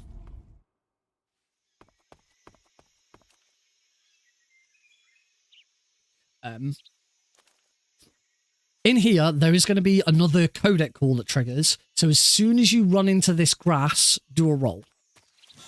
That way, Snake is still moving when that call, if you don't do that roll, the moment that call comes up, snake will stop moving, and that's slower. Also, make sure you're moving, make sure you've already got your next movement input before that codec finishes. There's like half a second, when you come out of a codec, there's like half a second as the codec closes where you have control of Snake before you can see him. So if I hold R1, Snake's already in it. If I now let go of R1, hold up, and exit the codec, Snake's already moving. As I say, there's like half a second of control before you can see. I'm going to move back to here because what you should do, quickest way of getting through this room, you want to roll, whoops, you want to roll just past this tree, and then you can actually just quickly hop up there and then roll just as it moves, just as the two little black things come into play. Run through Svyatogornyj West, around the tree, around here. There's going to be a guard up here, so just shoot him. Falls over. Just keep running. Very, very simple room. We are going to go into the end fight next. Into here. Up here, there's going to be another guard. Just going to shoot him. Now, there are two ways of doing this end fight. And all I'm going to do here, what you should normally do here is, depending on which version of the end fight you want to do, you either want to have the easy gun equipped, but unequipped like this. So the easy gun is what's loaded here, or you want to have the stun grenades. Depends which version of the end fight you want to do. What I am going to do just before we go into this fight, though, you shouldn't need to do the bit. If you want to practice the end fight, make sure you save it in this room. Do not save it when the fight starts. If you save it when the fight starts, if you reload that save, at any point, a cutscene occurs where the end finds Snake asleep, and he'll cart you off the prison. You go all the way back to the lab. So if you do want to create a save to practice the end, run into Svyatogornyj East, just so you don't have to run through the whole room again. Run back out again. Does it really take 2 weeks? That suggests it takes 2 weeks. But you shouldn't save in that room anyway. And then save it here. So I'm just going to create a quick save here. The only other thing is, the longer you take to come back to this save, that arrow wound will have healed. It's not really a problem, but it is easier if you don't have it. I've actually ran out of save states, so I'm going to just save over this last one. You only have a limited number of save states that you can use. But yeah, I'm saving this now, so we can go back if we need to. And I just need to move my... Hey, Snake. There we go. So there's two methods that people use to defeat the end. I'm going to show you the easy method first and the slightly harder method second. Slightly harder method does have a chance of going wrong. If you want to do the easier method, you want to equip stun grenades. So stun grenades equipped, unequip them, roll in. We're going to get a cutscene straight away, then a codec. So Turbo X, skip through the cutscene, and then hold triangle to skip through here. So this is a slightly easier method. As soon as you start the fight, you can equip your stun grenades, and you'll see the end is that you can see that flash over there. That's the end. The end is over there. That is confirming it takes over a week. So if you save it now and load this save over a week later, the end will take you away. So, but shouldn't save in here. So the end is there. So use it, equip your stun grenades, and you're going to run up here. Make sure you stay over towards the left-hand side, because the end is going to see us and shoot us. He's going to see me as I run forwards. I'm going to run behind the tree that's ahead of me. I wasn't quite far enough over, so he shot me. If he does shoot you, it's not too much of a problem. You're going to get to here. He shot me again. The problem is the more he shoots you, you're going to get hit with these tranquilizers, anesthetic needles, and they will very quickly deplete. The end can't kill you. That's worth noting. The end can't kill you. He does worse. The end will slowly deplete your stamina, and if you ever have no stamina and the end shoots you, the fight is over. A cutscene will occur where he finds you asleep and he will take you back to the lab.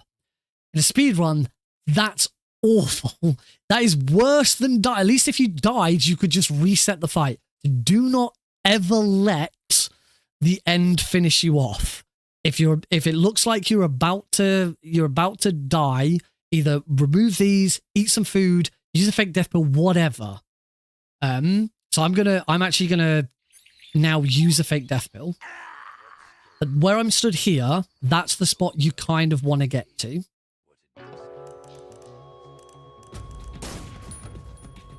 So I'm gonna run up here.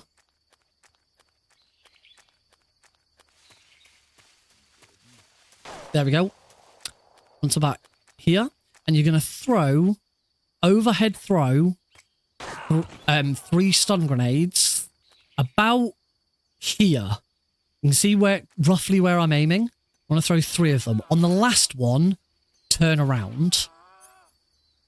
The end will now be in a stun position for about 10 seconds. You want to headshot him. So from here, aim, use L1 to move closer in. Headshot him. He's now going to try and shoot us, and we need to try and dodge it. If you don't dodge it and you get shot, don't worry too much. You want to try and dodge it. So he's going to start to aim. I'm just going to keep tapping R2 to lean and dodge his shot. And now you want to finish the fight. You can shoot him a maximum of 3 times here. After the 3rd time, if he's still not down, he will run away.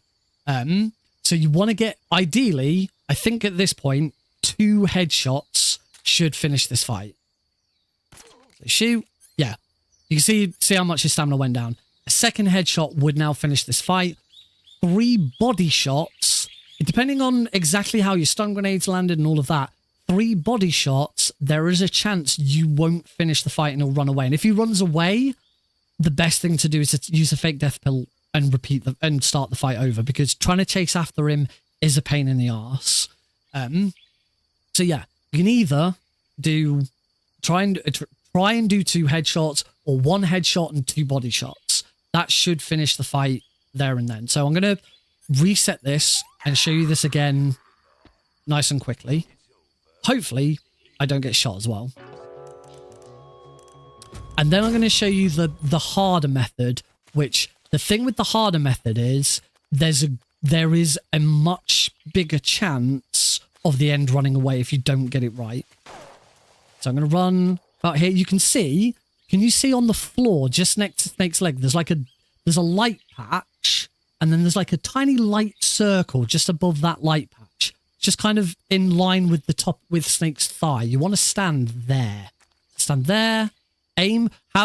You can see where the grass ends on the left. You kind of want that in the center. Make sure you're doing overarm throws. You can't see, so you just have to know. An underarm throw won't go far enough over. So always do overarm throws. So just hold square for about half a second, and then that'll do it. Then here we've got plenty of time here. Shoot him in the head. Just keep tapping, and you'll lean, and then shoots. And as you can see there, I took too long to shoot him again, and he's run away. So you do need to make sure that those shots are fairly quick. But that's that version of the end. A couple of shots, say 2 headshots, or 1 headshot, 2 body shots. That'll finish the fight, and you'll be fine. Now I'm going to show you the harder method. It is slightly quicker. You don't use stun grenades, but there is a much bigger chance that you'll get the end to run away if you don't get the right headshot. So for this, rather than having the stun grenades on your previous, you'll start with the easy gun on your previous. And you can run straight to what he's not going to shoot me because I've got an 80% camo rating. So you can just run straight up, If you hug the wall, Snake will continue to run. Get to here. You want to headshot him, and you need to get a second headshot in very quickly. The fight's already over. I've already failed because I'm going to shoot him and I can't do anything. This is what I mean by this method.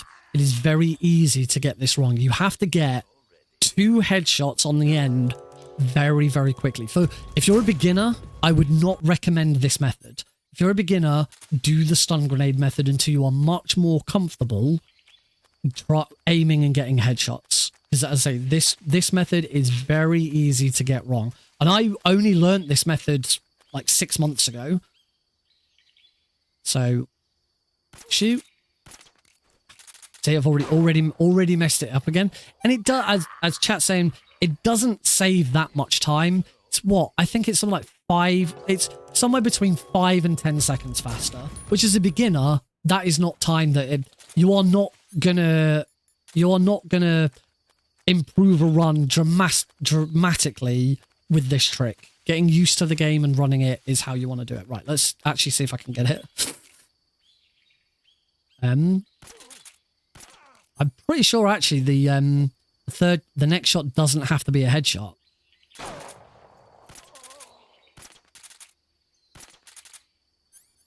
So I only learnt this version about 6 months ago, and I haven't practiced it that much. So I might not even be able to do it because I might have forgotten completely how you do this version.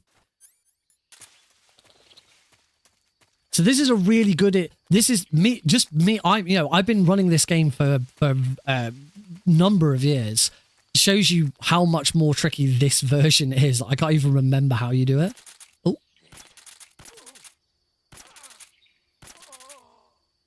That's not, this still isn't it. So this method was only, if I recall correct, this method was only created, like, as I say, about somewhere like six months to a year ago. But I do know it does require two headshots straight away. And I think the whole thing, I think I remember now. The whole thing has to be headshots.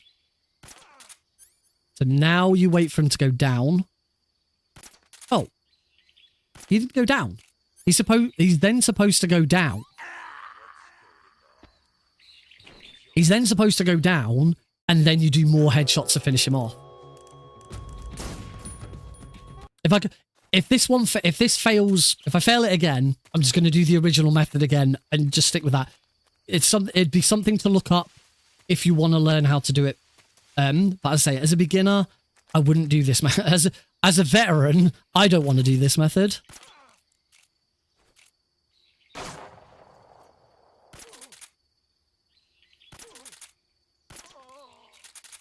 See, even then, I've still done something wrong for him to run away. I think one of those final 3 shots wasn't a headshot. It's like every single shot has to be a headshot. So I'm just going to do the older method, the slower method, the much safer method. You don't want to equip the easy gun here. You want the end to see you. You want him to be up here. So 1, 2, 3, turn around.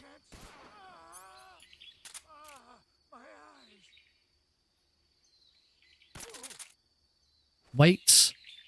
Make sure you wait and you wait for him to shoot. If you don't wait for him to shoot,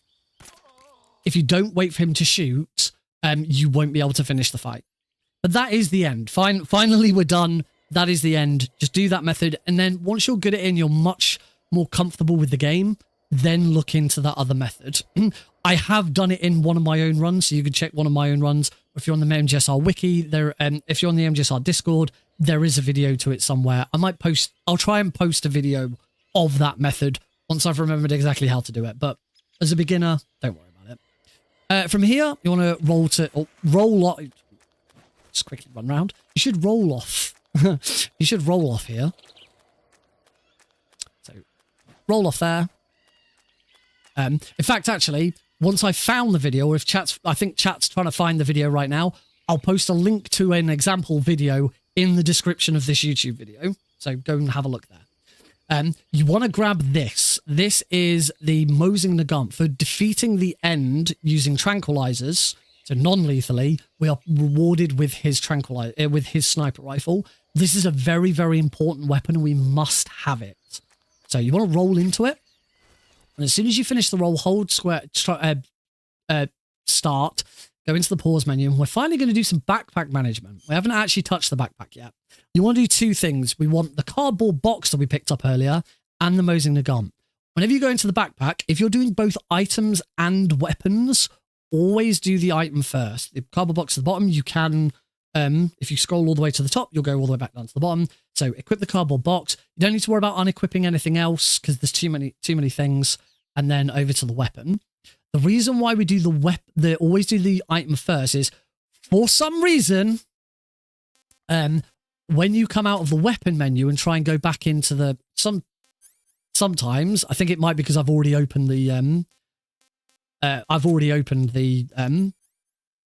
item menu once. If you do the weapon menu first, I'm going to unequip them and do it again. If you do the weapon menu first, you get locked out of the item menu for a second. It's now not doing it. I think because I've already opened it. But on your first load, you'll get locked out and you'll have to hit the X button a couple of times before the item window will open. So always do the item window first. It seems that once you've opened the item window once, it works fine. Equip the cardboard box, re-equip the easy gun so that you start getting your stamina back. You're not affected by the leech. And we now start to see the power of the cardboard box. Cardboard box is a very, very important item in the game. It's fire resistant. You can bump into guards with it. But the main use of it is MGS3 is the first game in the series that introduced inclines. So as you saw there, as Snake ran up this hill, he slows down slightly. Going downhill, he goes the same speed. Going uphill, he slows down. He doesn't slow down if you're wearing a cardboard box. So whenever, from now on, from this point onwards, once you've equipped the cardboard box, anytime you are going up and down hills, equip the cardboard box. You shouldn't really, there's a couple of moments, but you should now have the cardboard box permanently as your other item, as your item. You'll use a couple of other items at small points in the run, but for the rest of the run, really, cardboard box should be your other item so you can swap in and out of it. There is a slight, Snake slows down slightly to equip it and unequip it, so don't be constantly equipping it, unequip it, only equip it when you need it. As soon as you're going to come to a ledge, equip it and keep it. Just keep it on. Just run. If you need to, just run around it. We're going to do this in a room in a minute. You just run around in the cardboard box because it's faster. Keep the easy gun equipped because that's going to heal you. That's going to any other ailments you've got. And also it's going to counteract the leech that we should still have on us. This is the ladder climb. Just run straight up to the ladder. Hit triangle. And what most speedrunners do at this point is shut the hell up and just enjoy the music. You do have to keep holding up. You cannot let go of up.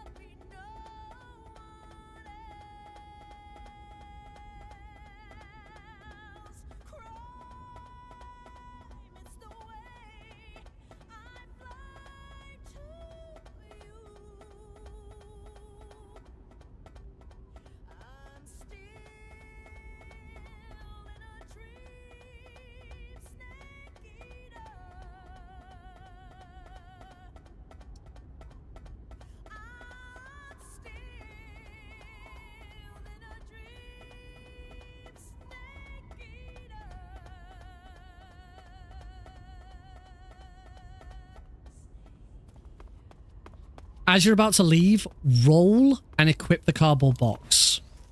If you don't equip the cardboard box, you just equip it as soon as we move in. But now we're in the mountain base, and this section is much easier with the 3D camera. So, you saw during the ladder climb, I used it. Unequip to roll down that hill. And now you're just going to run straight across this room. That guard's going to turn. As long as you're not too close to him, he won't notice. And just keep the cardboard box on and just run. Should note, however, if you are playing the PS3, Xbox 360, or a PS2 version of this game, you should try and do this with your camera, or looking up to the sky doesn't work. It reduces frame lag. In this room with 3D camera, you get a lot of frame lag if you're playing on any other version of the game. The exception to those is if you're playing the Xbox 360 version on an Xbox One or an Xbox Series S, you shouldn't have any problems. Before the Master Collection came out, the best way of playing this game was to run the Xbox 360 version on an Xbox Series S or X. No frame lag whatsoever. But if you are playing the 360 version on a 360, or if you're playing the PS3 version, you want to keep your camera high and remove the sky as much as possible. But if you're playing the Master Collection, or if you're playing the Switch version, presumably if you're playing the Switch version, your frame rate's never going to hit 60 FPS anyway. So it probably doesn't make much difference. Yeah, if you're playing the Master Collection, you should be absolutely fine. Just run over, and run into here.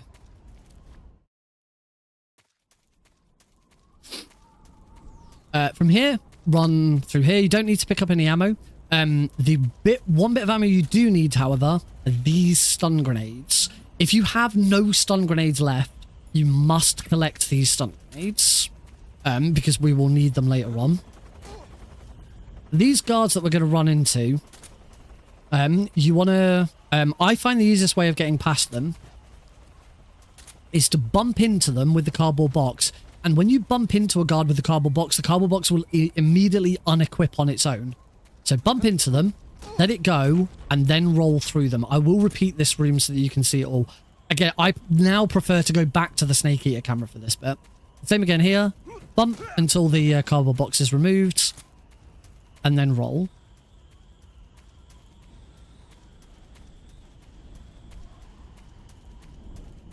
You want to run up here, unequip, and roll into this room and grab the RPG-7.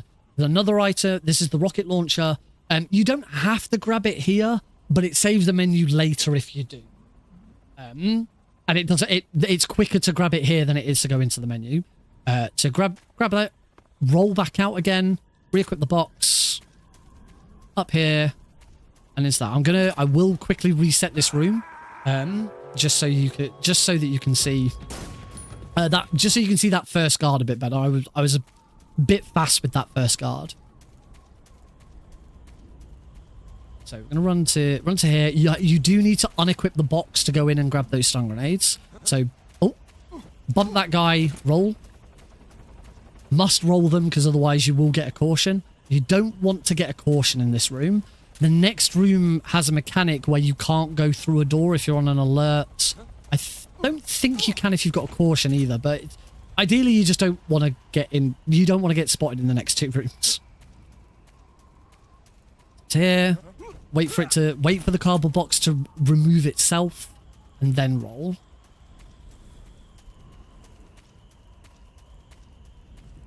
So over to here. Oh, roll into there. If you find it easier, switch to 3D camera to roll into and out of there. That guard won't see us because we've got the easy gun. Roll that guy, and into mountaintop. If you enter mountaintop with the cardboard box if you can, but don't worry if you don't. It's not too much of a problem. Mountaintop, it is much easier to have the 3D camera. Equip the box and just go for a run. We're going to run over this little hill. Unequip to roll over there. Run up here. Unequip to roll over there. Up again. Run up here. Unequip. if you roll down here, ideally you want to roll up onto that ledge. But if you don't, just run round. So I am gonna quickly reset that room just to show you, just to show that again, and hopefully show you a much better line for that.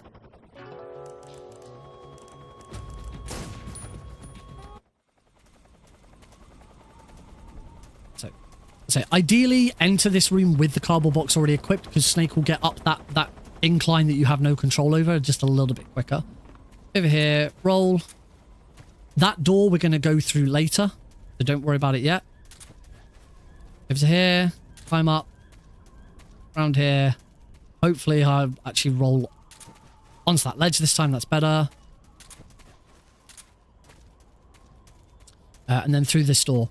If you have an evasion or an alert, you cannot go through this door, so make sure you don't get one. However, if you get an alert in the previous room and carry it through into this one, as long as you don't drop that alert, you can then get through this door. So if in the previous room you get an alert, make sure that you run through this room without the easy gun and keep getting spotted. The best thing to do is just don't ever get spotted and you won't have any problems. But if you do get to this door and you've got an alert or an evasion that you picked up in this room, or you dropped an alert, whatever, you will have to wait until you get back to caution status. Just run into here. There's going to be a cutscene, so hold X. And now we will be out the other side of the ruins. Let's just turn around. Again, I prefer to go back into the Snake Eater camera, drop the cardboard box, back into the ruins. As soon as you come in, roll down these stairs, straight out the door. Just hold down, you don't need to move.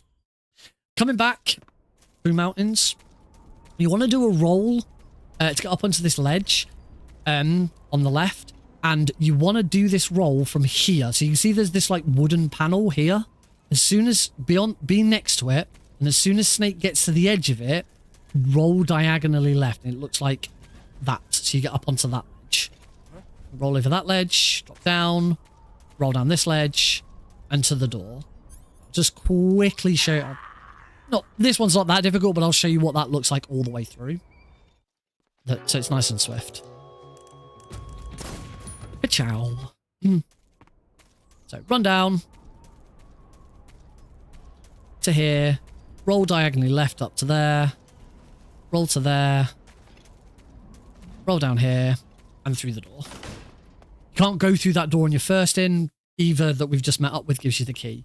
When you get to here, if you've got the 3D camera, you can kind of judge it. You want to roll over this railing. If you're using the Snake Eater camera, you want to roll after Snake takes 4 steps. I heard his footsteps. 1, 2, 3, 4, roll.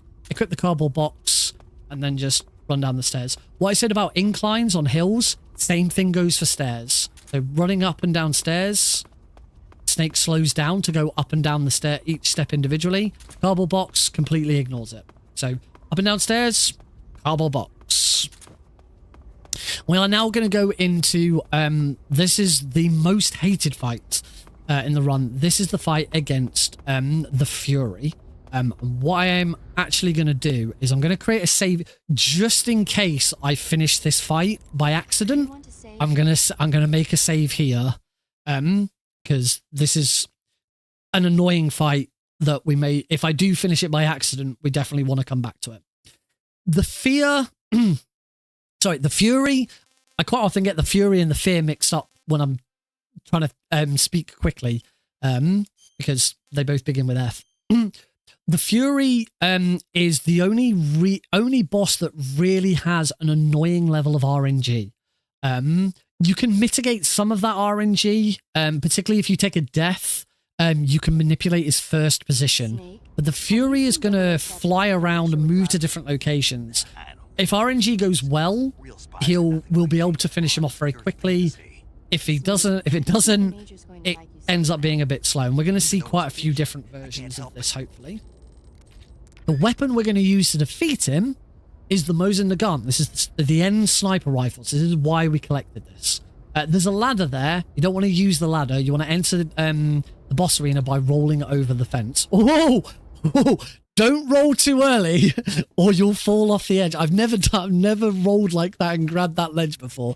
Don't roll too early. Make sure you roll into it. As soon as you're going to obviously skip this cutscene, but as you skip it, hold down. So you're going to run down to about here. The Fury is going to land in a random location. And as chat's pointing out, make sure to have a stereo TV. Make sure you're playing in stereo. If you've got the headphones are best, because you will be able to hear where the end. I know for a fact that the Fury is on the right hand side of the. I'm going to turn and look to my right because I heard him in my right headphone, didn't hear him in my left. So make sure you're playing in stereo so you can hear him. Equip the nose and the gun. The Mosing the gun. I haven't really talked about the Mosing the gun. The Mosing the gun will automatically put you in, and I was right, he's over there. The Mosing the gun will automatically put you in first person view. There's nothing, you can't run around with it. You can shoot and you'll get this slow animation. So obviously you want to quick reload. Quick reloading with it though, because when you unequip it, you go back to this view. Ideally, you want to keep hold of R1 when you quick reload, because then you don't come out of first person view. You can shoot without zooming in, and in this aim, Snake's aim is always perfectly in the center of the scene. You can see where I'm shooting. I am always shooting the exact same spot. There are no, if I zoom in now, I am perfectly in the center. When I zoom in, I'm zooming in with L1. When I zoom in, it moves around a little bit. It's all about comfort. And I will vary. Sometimes I'll shoot him in first person without zooming in. Sometimes I'll zoom in. Depends how far away I am and stuff like that. That's how the Mosing the gun works. You can still lean. So you can quick reload. But if you're going to quick reload, and you do need to quick reload here. There's another thing. You do not have time to wait for that animation. You must quick reload when doing this fight. Prud doesn't take a lot of hits. He's already moved away. I don't know where he is. There he is. We can shoot him from here. So shoot. And you're going to shoot him 3 times before he gets knocked over. And then he's going to do something random. Now, ideally, he wouldn't be here. So we're gonna do this again. Now, I said that you can manipulate one location for him. On any retry, so if you die or if you use fake death pull or roll off the edge, on any retry, as long as you are holding down as you move in, the end will always land in the same spot. Right there. I don't know if that happens on every version of the game. It does on the Master Collection and it does on the HD edition of the game. So PS3, Xbox 360 and the newer Master Collections. I don't know if that works on the PlayStation 2 version. It might not. But if you're doing the Master Collection, as long as you hold down after you've already had a game over, the Fury will always be in this location. You do need to be fast because he's now going to shoot me. If you get shot, equip the cardboard box. It immediately gets rid of your gets rid of your fire. If you need to move through flames, equip the box. It's fire resistant because of course it is. It's really dumb. If he shoots you with his flamethrower whilst you're in the cardboard box, you'll still get hit, but you won't get set on fire. So I'm going to reset the fight again. And what we want to do, as I say, we want to get 3 quick headshots. 3 quick shots on him with the Mosing the gun. They don't need to be headshots, just quick shots. So aim ready, 1, 2, 3. Then equip the cardboard box, move out the way, and because at this point he's gonna do a number of different things. He might shoot you. He might turn and try and fly away. He might those should be the only 2 things he does at this point, but you never know. There's so much RNG with this fight, and this is why people hate this fight. Tip, if you want to get good at this fight for very easy, learn it for European Extreme, because you have no choice. European Extreme, the fight works exactly the same way, but you're pretty much dead in one shot. If you learn European Extreme, you'll very easily become so much better because you've had to get good at it. But I'm not... Don't go and learn European Extreme just to get better at this fight for very easy. So, ideally, you want... The best RNG is that the Fury immediately does this. He is getting ready to fly away. He still has iframes for a little bit, so you need to wait. I've waited too long. But ideally, if you get really good RNG, he won't shoot you. He will immediately go into that state. The best way of trying to get him to go into that state is to get in the box and get out of the way so he can't see you. So, closing the gun. 3 shots. Get in the box, get out of the way. Nope, he's decided to shoot me. And now but now he is going for this. So now we can aim. And then just before he leaves, you want to shoot him.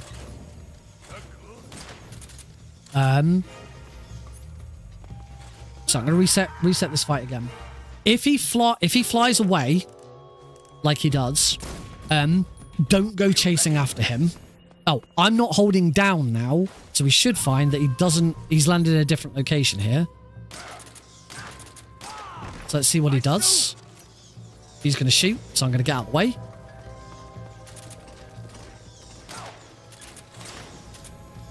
As I say, you have to quick reload. If you do not quick reload and shoot him again, you will not shoot him quickly enough. But all it is 2 sets of 3 shots. So if I shot him one more time now, he'd be dead. Obviously, I don't want to finish the fight just yet. This fight is just one you are just going to have to practice and just deal with whatever RNG you get. It's not an easy... It's probably the hardest fight in the game. It's annoying. He's going to shoot. So I'm going to stay out of the way. And now he's trying to leave. And one more shot and he'd be dead. So again, that is the quickest RNG you can get is you shoot 3 times and then he immediately goes into that lift-off position. As I say, there are iframes. He's still in iframes when he starts that animation. So you kind of need to wait until like a second to half a second before he's about to leave.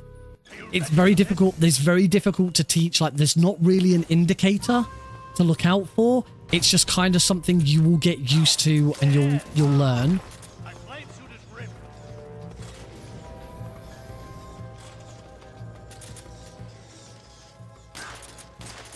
I sort of know. I don't want to shoot. Again, I don't want to shoot him. I kind of want him to fly away and do other stuff. Let's say, if he does fly away, don't go running down the corridors trying to find him. I've deliberately not held down here, so he starts in a different location. He's still gone to this location. He shot me. If you get into trouble, the best thing to do, just try and reset. Try and get into a position where you can see him again, but don't go running down these corridors. Try and work out where he is. Use the scope. You can hit triangle to zoom in and out with the scope, but I think it's generally easier to stick with just the single zoom. I don't actually know where he's gone. Is he down here? There he is. Again, as long as you're holding R1, he's moving back down here.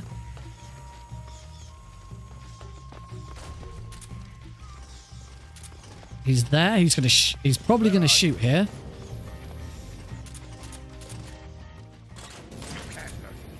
Ow.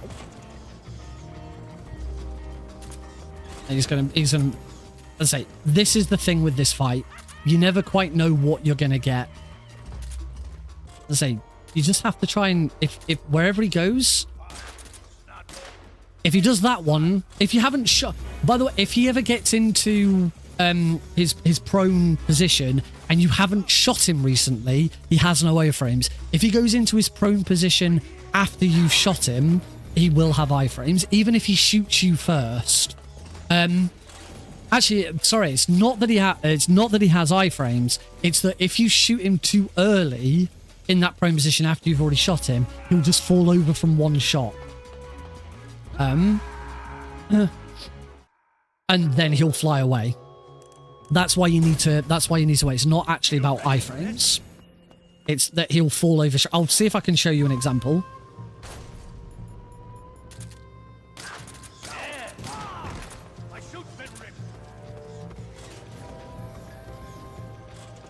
So if I shoot him now, oh, I was too slow to shoot him there.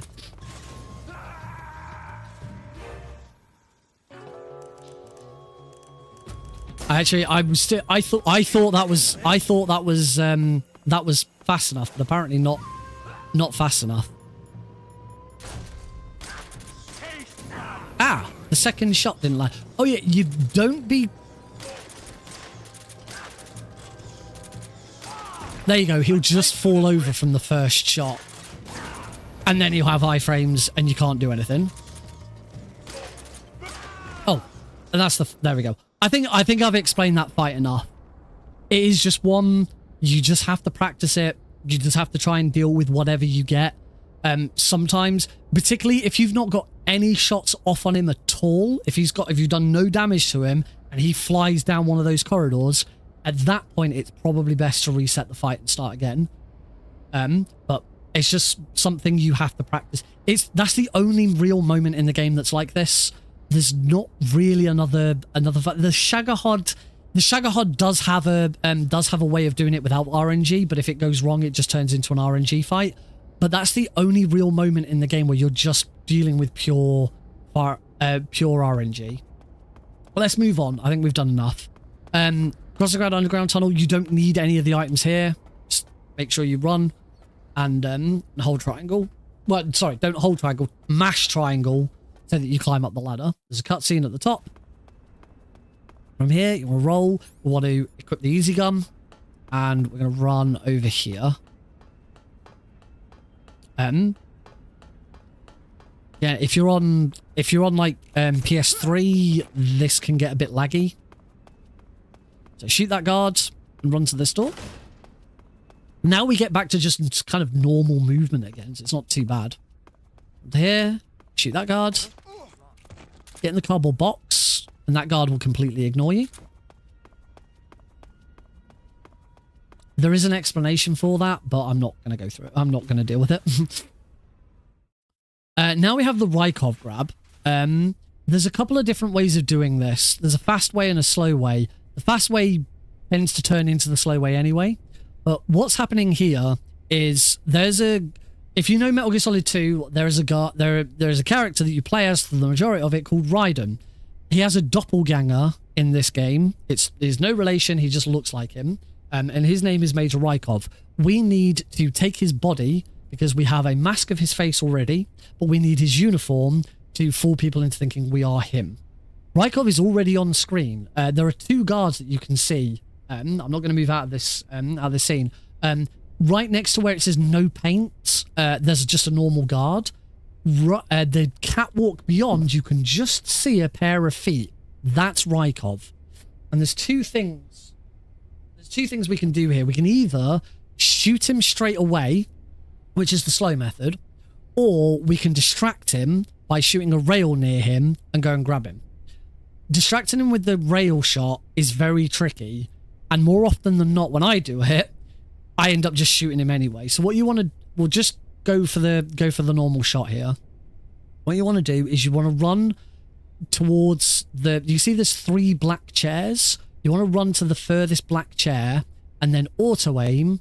You'll auto aim just by holding square and shoot and shoot. Let's get to there and shoot.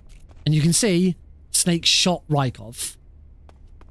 From there, equip the cardboard box, run up. Ooh, run up the stairs. To here, unequip everything and hold the weapon button to grab.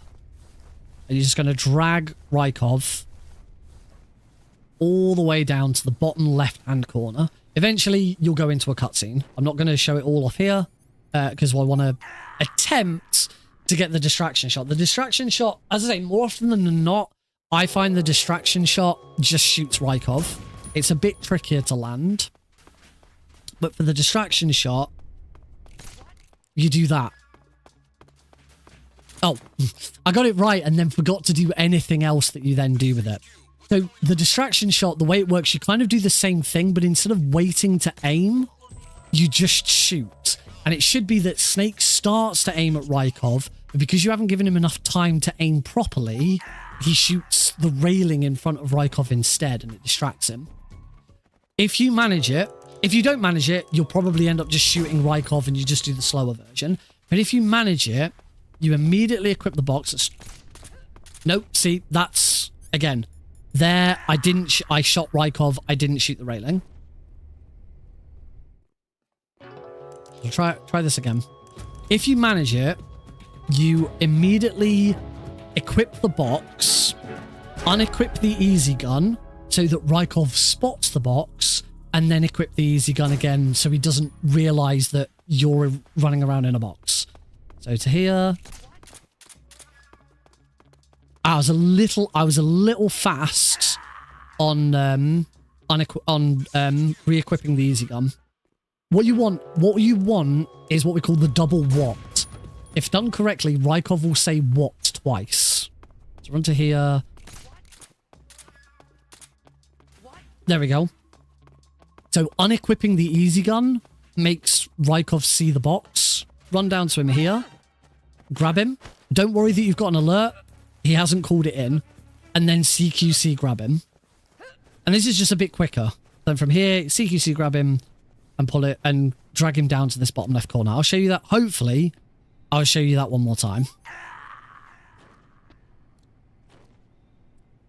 You see that I'm kind of like moving into the chair and then out. As I move, I moved left towards the chair, and as I move right again, shoot, and that's when it works. And as I say, what's happening, what we're doing to manipulate Raikov is take the shot which distracts him, get into the cardboard box, unequip the easy gun. That lowers our camo rate. That raises our camo. Sorry, lowers our camo rating so he can see us. He notices there's a box moving and says, "What again?" But then we re-equip the easy gun, raising our camo rating so he doesn't. Then we don't get an alert. He then doesn't go, "Oh, that's a box running around. That shouldn't be happening." So he sees. He sort of sees the box in the distance and goes, "What's that?" So in, out. There we go. We've got the double what.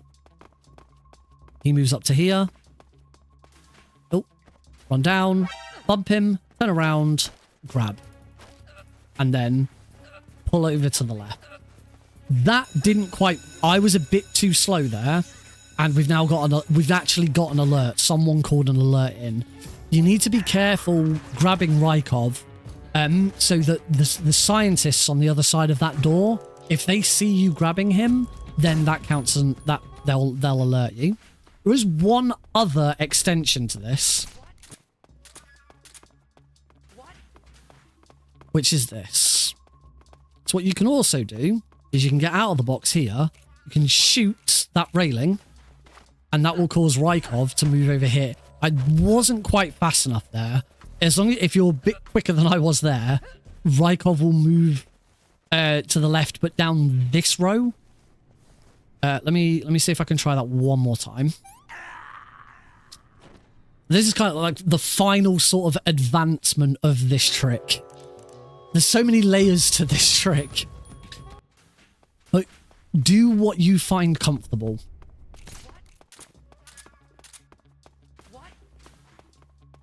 So run up.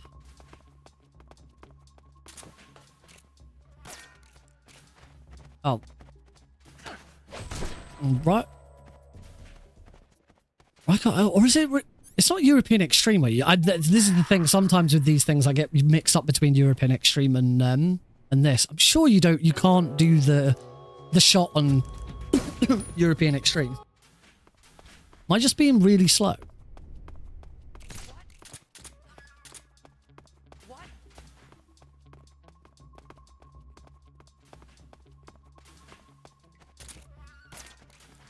There we go.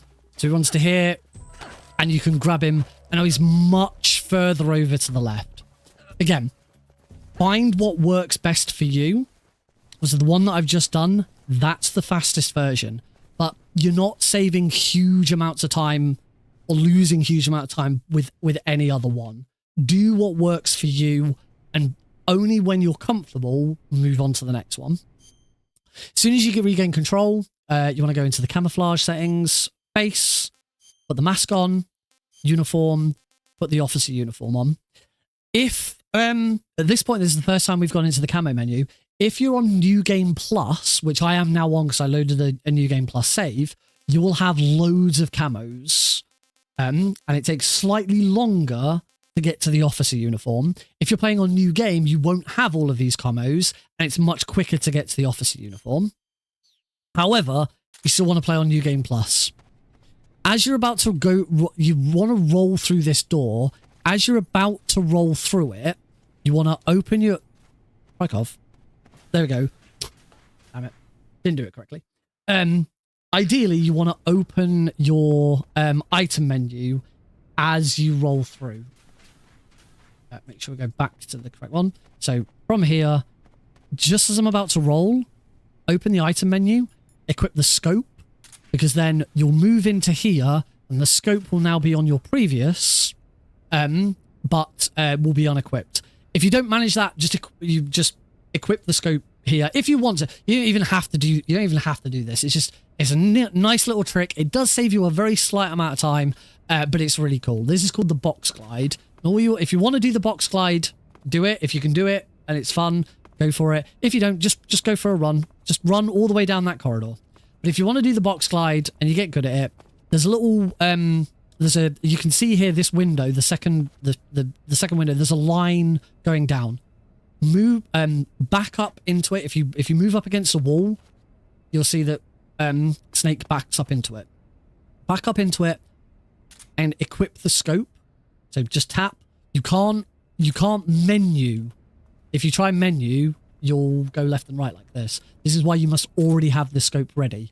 From here, turn and look to the left just a bit. You can see that there's like a dial at the bottom that's here. It's on 0. You want to aim it so that it's about so it's at 14, or the like square that's in the middle. The left hand side is up against a line on the wall. And then from here, equip the cardboard box. Whee! And you'll do what's called the box glide. So if you can't do it quickly, don't worry about it, just run. But it's a cool trick. It's really cool because it's like one of the only glitches in the game. So it's really cool to show off at this point, because this corridor's boring. Nothing happens in this corridor. You can do it one more time. So if I re-equip the scope, if you roll whilst equipping the scope and then unequip it, you won't go into the scope. You can do it in here as well. If you don't want to do it, just run towards those guards. Those guards are why we're dressed as Raikov. But if you want to do the box slide again, straight up against this wall, equip the scope, look at the door, and then equip the box, and you'll roll straight into this cutscene. This bit's unskippable, but I'm holding X ready. And there is another save boss here. Because we are now moving into the torture section. So keep an eye out, let go, hit no. And we're now moving to the torture section. This varies by runner. This is down to personal preference. This is unskippable. You cannot skip this. You just have to sit through it. And as you can probably hear, it sounds horrible. A lot of marathons will prefer it if you do this. If you ever want to run this for a marathon, particularly if it's for like a children's charity or something like that. I've done this for Preventathon, but I always do this on my own streams. As you can't hear the game now because I've muted it. This is completely down to personal preference, or if you're running a marathon, they'd prefer you to do it whatever. But I prefer to mute my audio at this point. I can still hear it. I'm not muting the game. You can't alt tab out of the game. If I alt tab out of the game, you can alt tab out of the game at this point because it's playing an unskippable cutscene. Not during normal gameplay. If you try and alt tab out of the game, it will pause. You can alt tab out of the game. You can mute on OBS, whatever. I have a Stream Deck, so I just push a button on my Stream Deck to mute and unmute my game capture. Yeah. A lot of marathons, particularly, as I say, if they're like children's charities or charities about violence and stuff like that, they really don't want their audience to have to listen to this torture scene because it's horrible. And it goes on for quite a while. This is one reason, though, that it's quite good to have subtitles on. Because if you end up muting it for yourself as well, you can use the subtitles to check when you need to unmute and get ready to... Because I'm just sitting here doing nothing. There's nothing to do during this. If you do hold the weapon or item menu, the scene will continue and you won't take any damage. As soon as you let go of it, Snake will then take all the damage that he was supposed to. If you hold it throughout until the end of the cutscene, you won't lose any health, but it doesn't make a difference in this run. As soon as it says you're a tough one, you know you're ready to get going again. Unmute. Make sure if you have muted, make sure you unmute it. And then cutscene. And then you're going to be in this torture room. So we've been captured. We've got we've been given an SAA. And we've got a cigar and the revival pill, and that's it. On very easy, the quickest way of getting out, go into your codec. And if you watched one of the previous cutscenes, there's a moment where you can hold R1 to go into first person, and a boss that we're going to encounter soon called the Sorrow, who's dead already and he's a ghost. This game's weird. If you go into first person during the cutscene, you'll see him floating around in the background holding a sign, and that sign says... didn't mean to go into that. That sign says 144.75. So you will hold right, scroll over to 144.75. You'll see that as you're scrolling through, it starts doing it individually, and after a short amount of time, it does only the tens. So you got to sort of prepare for that. You'll get used to it. Call 144.75, and that is the codec frequency to open the door. Immediately skip it, close it, and the door will open straight away. Don't worry about Johnny there. Johnny the guard. Just run past him. You'll notice that I bumped into him. It is worth noting, because it is worth noting for marathons, if they have any issues or anything. I didn't deliberately bump into him, by the way. I don't normally bump. You shouldn't bump into him. It's quicker to just run straight to the door. But if you have any marathons that are really picky about swearing and stuff like that, if you don't bump into Johnny, and as you run out, Johnny will shout very loudly, "Bastard." If you're doing a marathon run and you do not want Johnny to shout "bastard" really loud, bump into him and it prevents him from doing it. It's not a very nice word. I'm only saying it so you know what it is. I'm not going to try and take a death and repeat this so that you can hear him say it. But it's worth noting you can bump into him to avoid him from saying it. And then leave. We've got an alert and we're just going to carry that alert all the way out. So just run. Don't worry about you're going to take hits. You're going to run over to here. There's going to be a hole in the wall. Crouch. Don't try and roll into that one because the angle's really awkward. As soon as you out the other side, hold X to stand up and just hug this wall. There's a guard there with a shield, so as long as you're hugging the wall, will back away from you for some reason. And as you get to here, you want to move up through this door. As you come into here, hold up. Run through here. As you get to this second cone, do a roll. Ow. Roll a little bit sooner than that. Because if you... As you saw, I haven't got a fake death pill. As you saw, I got hit by a dog. If you roll just before that cone, you don't get hit by that dog. Roll into this as you get up, and then roll again into this one. And as you get into this one, you have control taken away from you. Snake immediately climbs down the stairs. There'll be a codec. No need to push anything until the codec starts. You can't push select to start the codec quicker or anything like that. Do that. Move over to the left. Hang over the edge. And drop. I prefer for this bit to be in third person. And now go for a little run. And you want to go through here. Roll through here. We're now going to do the sorrow fight. And And the sorrow fight needs to be done slightly differently depending on which version of the game you're running. I've actually missed something because I always and my community know that I always forget about this when I'm running very easy. If you're running European Extreme, it doesn't matter. You don't need to do it. And if you're running any console version of the game, you also don't need to worry about it. So let's pretend I'm running console right now. The reason why this is a thing, I'm going to pause it and explain here.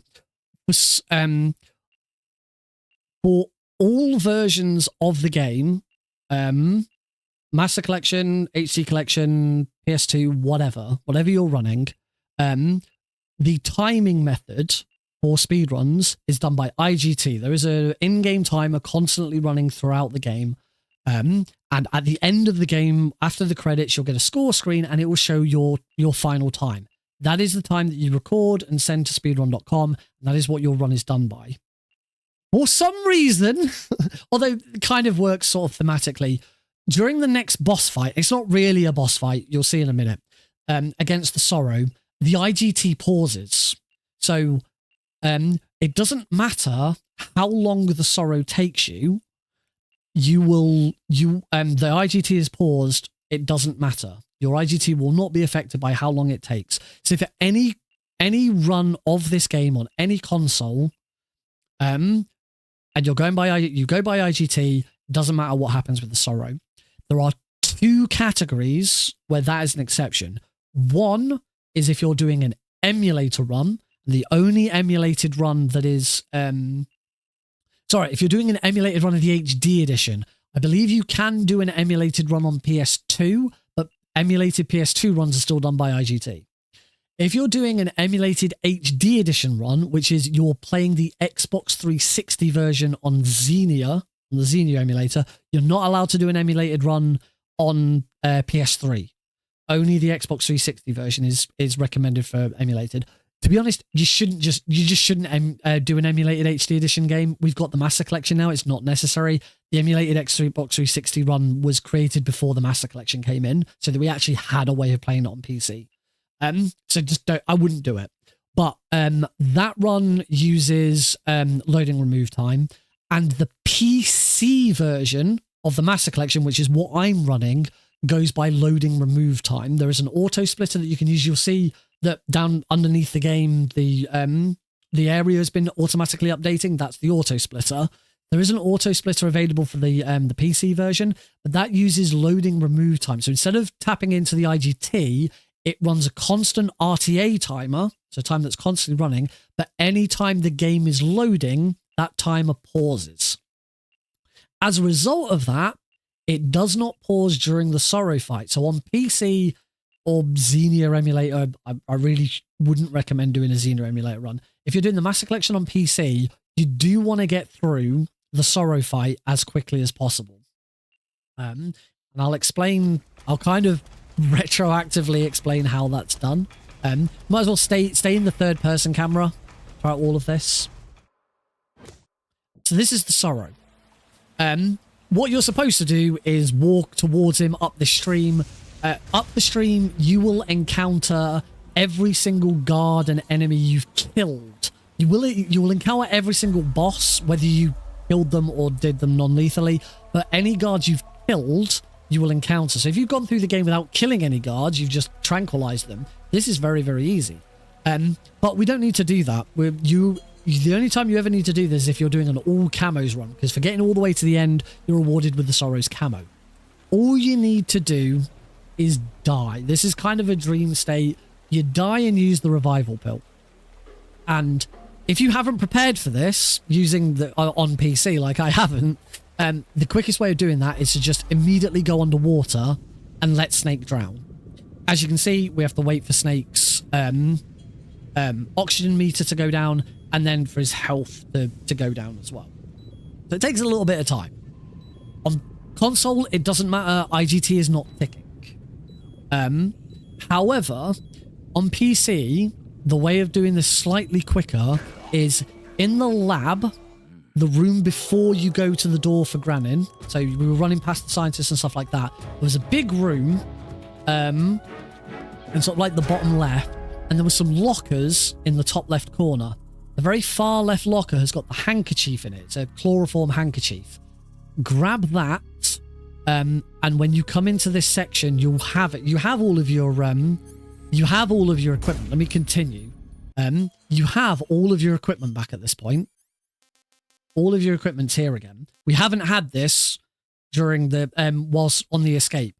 But if you grab the handkerchief at this point, what you'll do is you'll come into this menu, equip the handkerchief, go back into here, equip it here, use it 3 times, and it will instantly knock Snake out and he will drown. It's instant.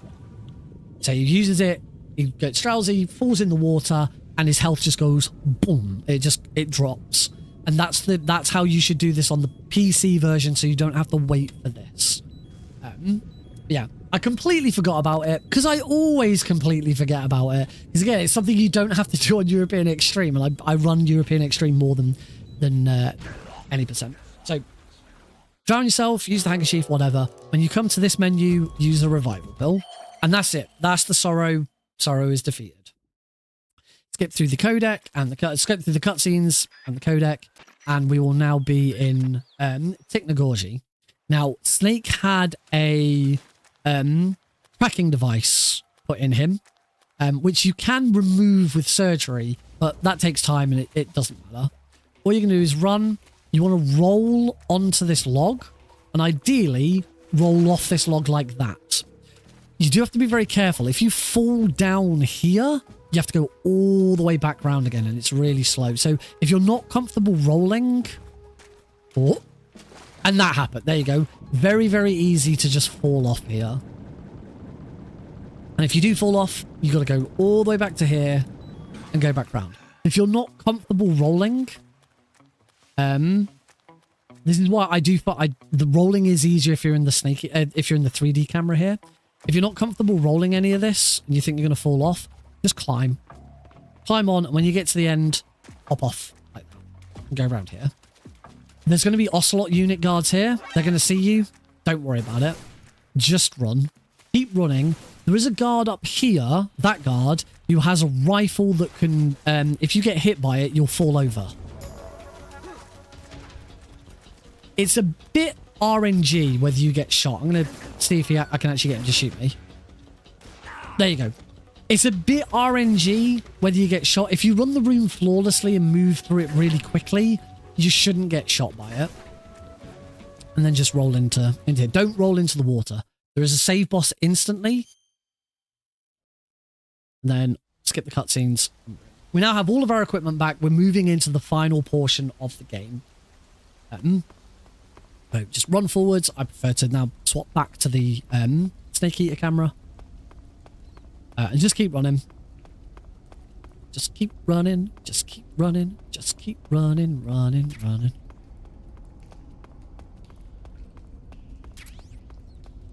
Don't worry, you don't need to pick up this equipment. You can, it doesn't make a difference. You do need to pick up this. This is cardboard box B. You do need cardboard box B. And then climb this ladder. As soon as you get to the... there is going to be a cutscene. So, Turbo X. And then as soon as you gain control, we are going to do our last bit of inventory management. You don't need to do anything with your camouflage. What you can do is go into your backpack. Do the items first. Quick cardboard box B. Go into your weapons. And you'll see we've got no weapons equipped. We need to sort those out. So, scroll down. Remove the M1911A1. Equip the easy gun. Remove the single action army. You can equip the yes, equip the SVD. Equip the SVD. You don't have to equip you don't have to equip the Mosin Nagant. It's personal it really doesn't make a lot of difference whether you equip the Mosin Nagant or not. You can sometimes it's easier. You do want the RPG-7, you do want stun grenades. You do want C3. Once you've equipped C3, that's it. You're done. You don't need anything else. So that's what you should have. You don't, as I say, you don't have to have the Mosin Nagant, but you can use it for some stuff if you want to. I'm not going to equip it, and I'm going to show you without it because I don't think it's really necessary. And from there, you don't need to back out of all of those. So I've gone in here, backpack, weapon. Once you're done with that, you don't need to keep hitting circle to back out. From there, once you're done, just hit start and you'll be done. Instantly equip the easy gun. Instantly equip cardboard box B. And now go for a run. You've got 80% camo rating, so guards aren't going to see you. Run. And just run up to that truck. There's a warp mechanic in the game, like a fast travel system. When you get into this truck, depending on which cardboard box you're wearing, you'll travel to a different location. Make sure you're wearing cardboard box B. If you use A, you'll go to the wrong place. Get this codec. And this is the Shagohod. This is the big bad of the game. This is this game's Metal Gear. So I'm gonna run to each of these like big generators, equip the C3, and get back in the box. There's these engineers. Those engineers don't care about the. If they see you in a box, they'll be like, "Why is there a box running around?" But they won't do anything about it. They don't care. They're just like, what's going on? This is a bit weird. But get out and they'll instantly cause an alert. So all you got to do, if you're, when you're first practicing this, it is worth equipping the fake having the fake death pill in your inventory just so that you can reset rooms. You don't need the fake death pill anymore. But if you're practicing, it's useful to have it. So yeah, in this room, you want to be in the box unless you're putting down C3. So I'm gonna get to here, put my C3, unequip, do that, back in the box. So for here, make sure I'm well past that. Engineer can't see me because I'm blocked by the unit. Run over here.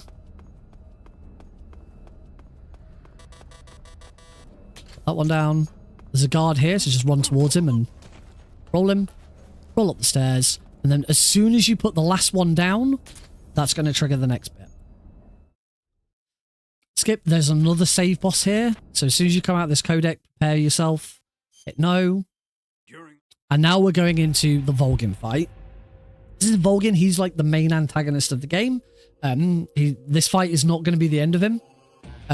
This fight's going to use CQC. We haven't used CQC very much in this run, but luckily it's fairly straightforward. So the first thing you're going to do is run towards him, grab him, and immediately throw him to the ground. And when you grab him with circle, you must hold a direction. If you just run straight towards him and just hold circle, you'll just hold him like this. If you try and drop him, Snake will put him down very lightly, and that's not helpful. That's not what we want. I completely forgot. I need to equip the fake death pill and then finish a room so that I get it back. So what you've got to make sure that as you grab him, you're holding it ideally down. You should be holding down as you grab him. Go and grab him.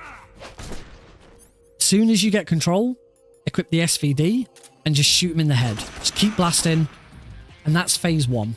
Phase 1 is done. Phase 2, roll so you avoid his first attack. Aim with the SVD. As soon as he puts his heart... I'm glad that didn't finish. As soon as he's going to do that attack, as soon as he puts his arms up, then start blasting him. If you can get a headshot in, you can do it all in one go. But now he's invincible again. So there is an animation that you're looking for. I want to reset this fight. I have to every time now. I have to keep going back into my fake death build. As with other dual, multiple stage fights, if you die in the second half, you have to redo the first half.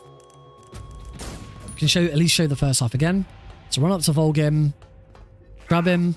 You don't actually, it doesn't matter which direction you hold. Snake will always grab him towards you. SVD out. Try and aim for the head because it's slightly quicker. There is a cutscene in between, so hold. And we're looking for the moment he moves his arms. Let's put his arms up. Shoot. And as soon as he puts his arms away, you shoot again. So as soon as he moves his arms, start shooting, he'll then get iframes. As soon as he moves his arms away, iframes are over, but you only have a short moment to shoot. And that's it. If you do get into trouble when he goes into iframes, all you need to try and do is get behind him and shoot him in the back. But practice that, and it shouldn't be a problem. I'm not gonna try and go back and show it again because it is a really easy fight and very easy. You just have to get used to shooting like that. This is the bike chase. This run very easy. You can, if you really want to, just do nothing. You don't need to do anything. If you're playing on PS3 or you're playing on any system where there's input lag, the easiest thing to do here is to equip your sniper rifle and just look straight up in the air. This is how we used to play it. When the best way of playing this was on PS3, this is what we used to do in this section, because you it removes all frame input lag, and you just look like this. We don't need to shoot anything. We don't need to do anything. Just look like this. If you do have good frames, your safest bet is to just have the easy gun out, but you don't need to do anything. I actually could really do with the loo, so I'm going to quickly pop to the loo whilst this plays out, because we don't need to.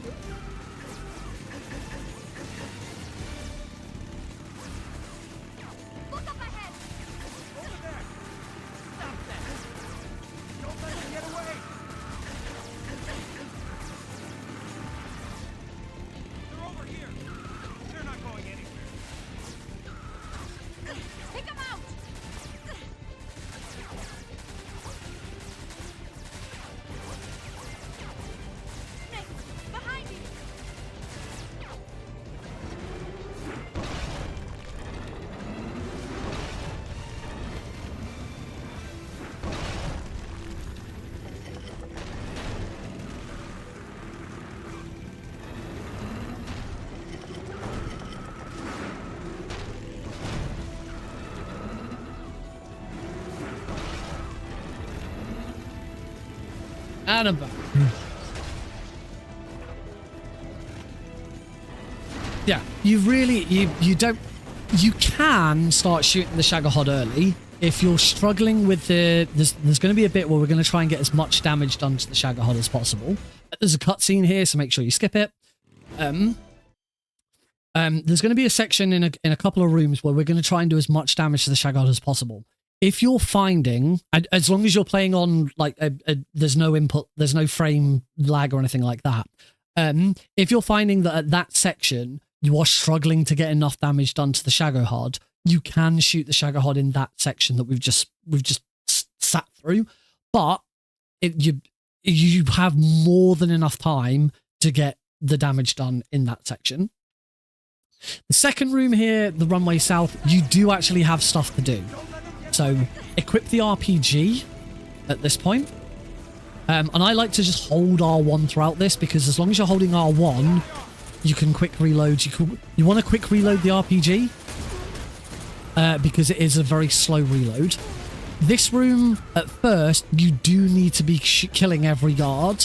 You can't just sit this out. You have to be killing these guards. So if I don't quick reload, this is how long this animation is. So you want to be quick reloading. And at this point here, any guards you've missed, you now have to shoot here. And this is now, we're now losing time here. You want to be moving through this section as quickly as possible. It's also worth noting at this point, you can't use fake death pills. And that's, now we're done. Actually, we can sit this out. It's now no longer on rails. It's just that one bit. You just have to make sure you shoot everyone. Now it just moves along as normal. What you do want to do here is you want to switch back to the easy gun. Remember, you've still got a leech attached to you, and your stamina will go down if you do not have the easy gun. There's another cutscene there, so make sure you skip it. Again, you don't need to do anything here. You're not going to take enough damage. Just make sure you've got the easy gun out so you don't lose stamina. What you can do, if you want to know, like for other difficulties, the trick for this section to do is to try and take out the passenger in this. not doing very well. If you take out the passenger, then only the driver will shoot you, and they're really crap shots and they don't have good weapons. If you take out the whole bike, they respawn. So if you just take out the passenger, they don't respawn, and you just have... But it really doesn't matter. See? Again, if you are... if you're playing on a version where there's a lot of frame lag, look straight up in the air.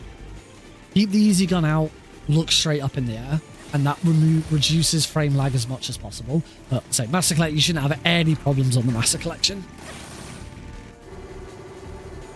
You can shoot if you want. You can do, it doesn't really you're not doing anything in this room. It's really done. Okay, now this room. There's another cutscene, so make sure you skip it. This is where we're now going to do some damage to the Shagohod. The more damage you can do to the Shagohod now, the less health it will have when we actually fight it in a couple of rooms' time. So what you want to do is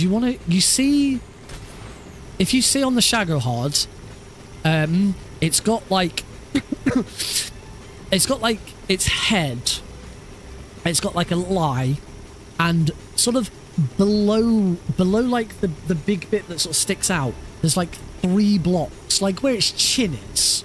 There's like 3 blocks. There's a red block in the middle, and it's surrounded by 2 white blocks, or very light brown block.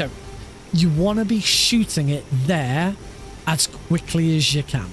So you can go into here, but you see I'm trying to shoot it. That you can see where I'm trying to shoot it.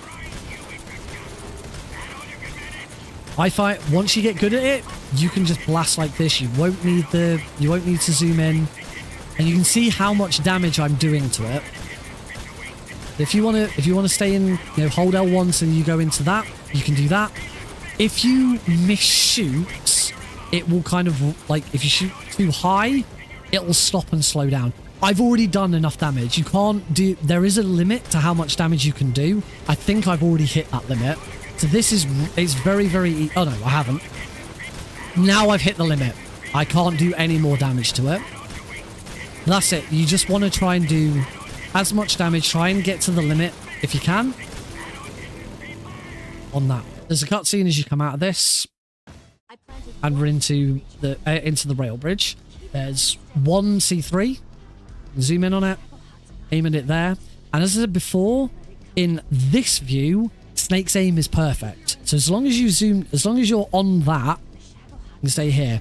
And the cue that I use to shoot it is watch the subtitles. And as soon as you see the subtitles say it's here, shoot.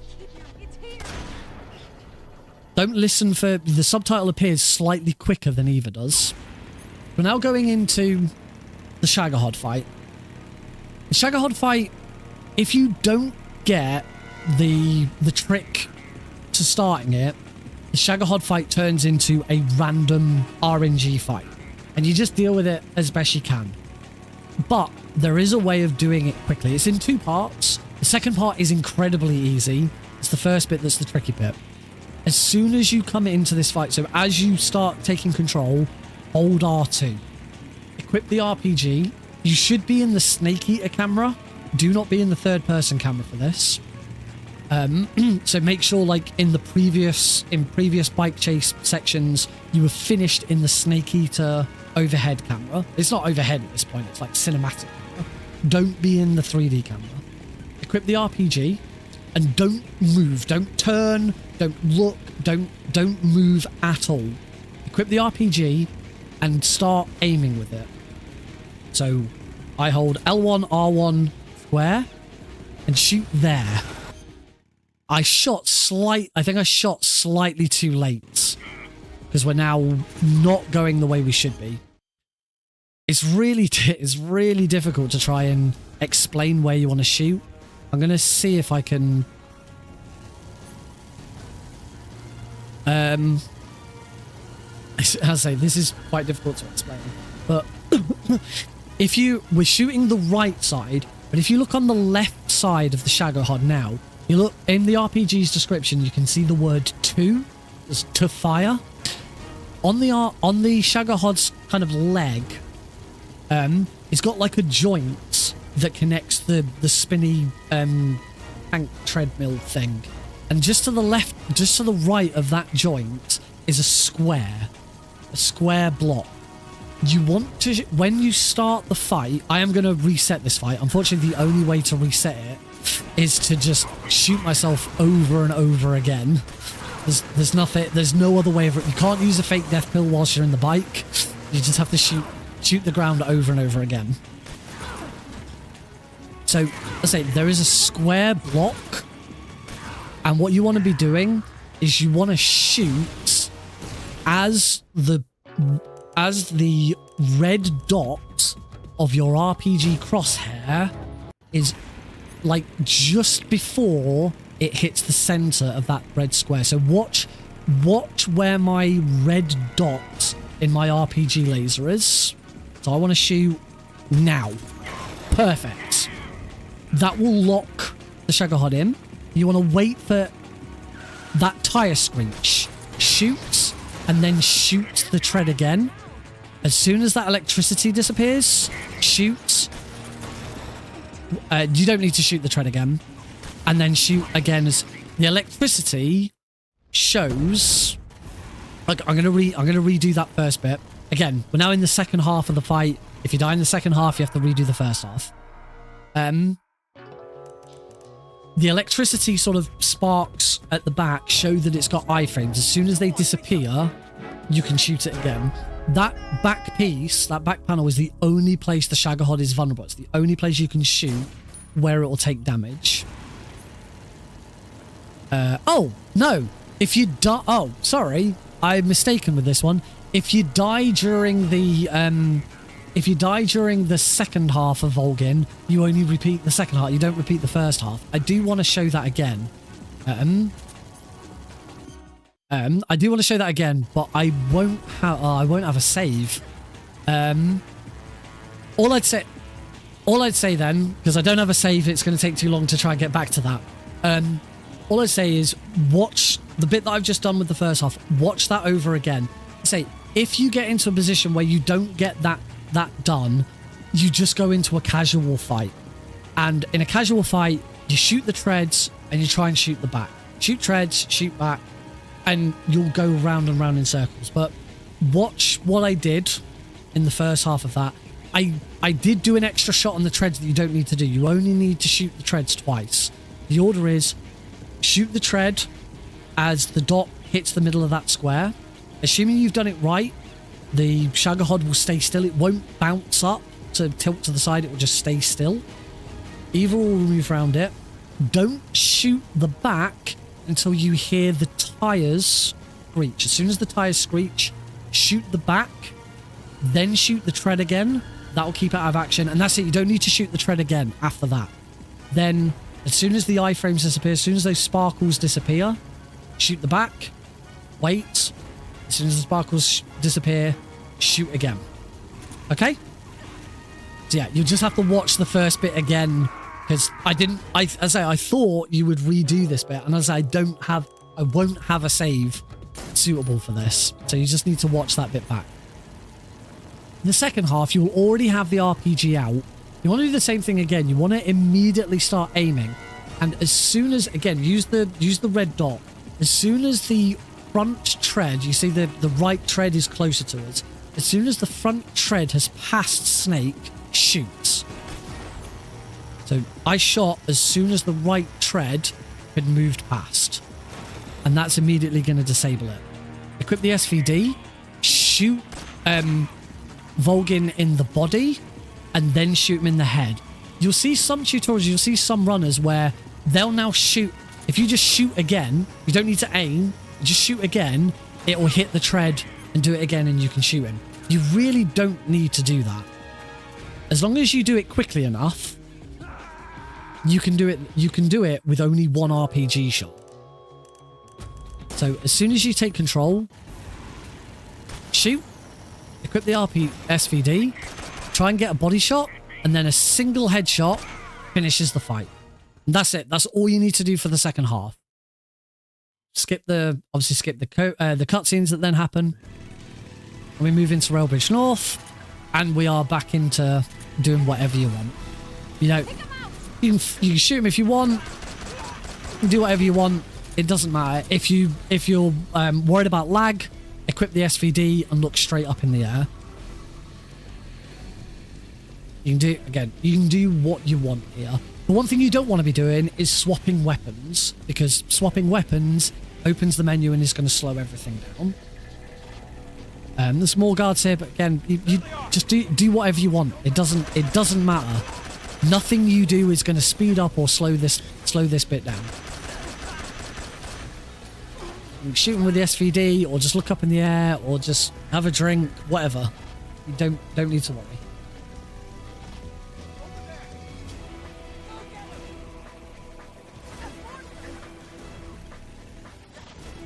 My stamina is slowly going down because of that leech. So when I move into the next room, I'm going to equip the easy gun. We've got 3 rooms of this. You've now got 3. If this is the point where if you needed a bathroom break, you want to look at your phone, or you want to do anything, this is the time to do it, because on very easy, you don't need to do anything. You will not die. If you do want to take a break and bugger off or whatever, just make sure you equip the easy gun early on. And that's it.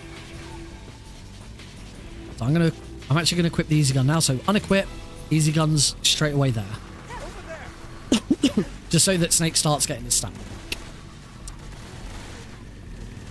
That's it. And again, same for here. If you're on PS3 or if you're on something where input lag's a problem, go into the third person camera and look straight down like this. This is the easiest way of removing any frame issues. Just look straight down like this. Make sure you got the easy gun equipped. Look straight down. That's it. If you want, shoot the guards. You can do what I say. You can do whatever you want. It really makes no difference whatsoever. There is a log that's going to be coming up, and it is actually quicker by like 1/10 of a second, if that, to get hit by the log. Either will tell you to try and shoot it, like you get the RPG or the SVD out and try and shoot the log. Don't need to worry about it. Just go through it, and it's, as I say, it's like 1/10 of a second faster to get hit by the log. You also hear Eva's best line in the game if you get hit by the log.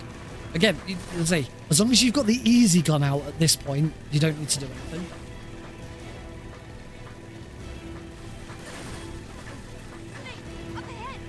If you're running other difficulties, yes, you need to be taking these guards out and reducing. Here comes the log. We get smash. You stink. Eva's best line in the game.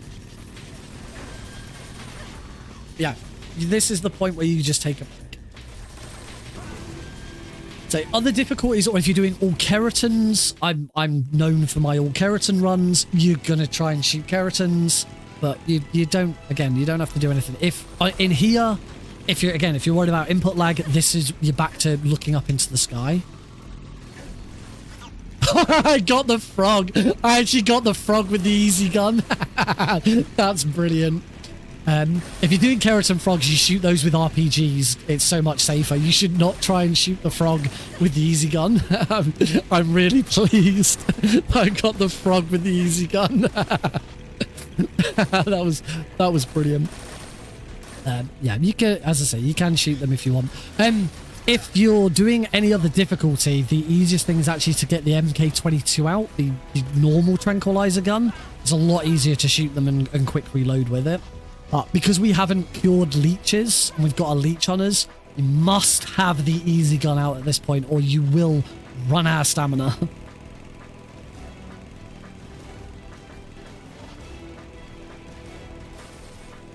Once you've mastered very easy, if you don't want to move on to a different difficulty but you want a new challenge, the Keratin Frog run is a really good run.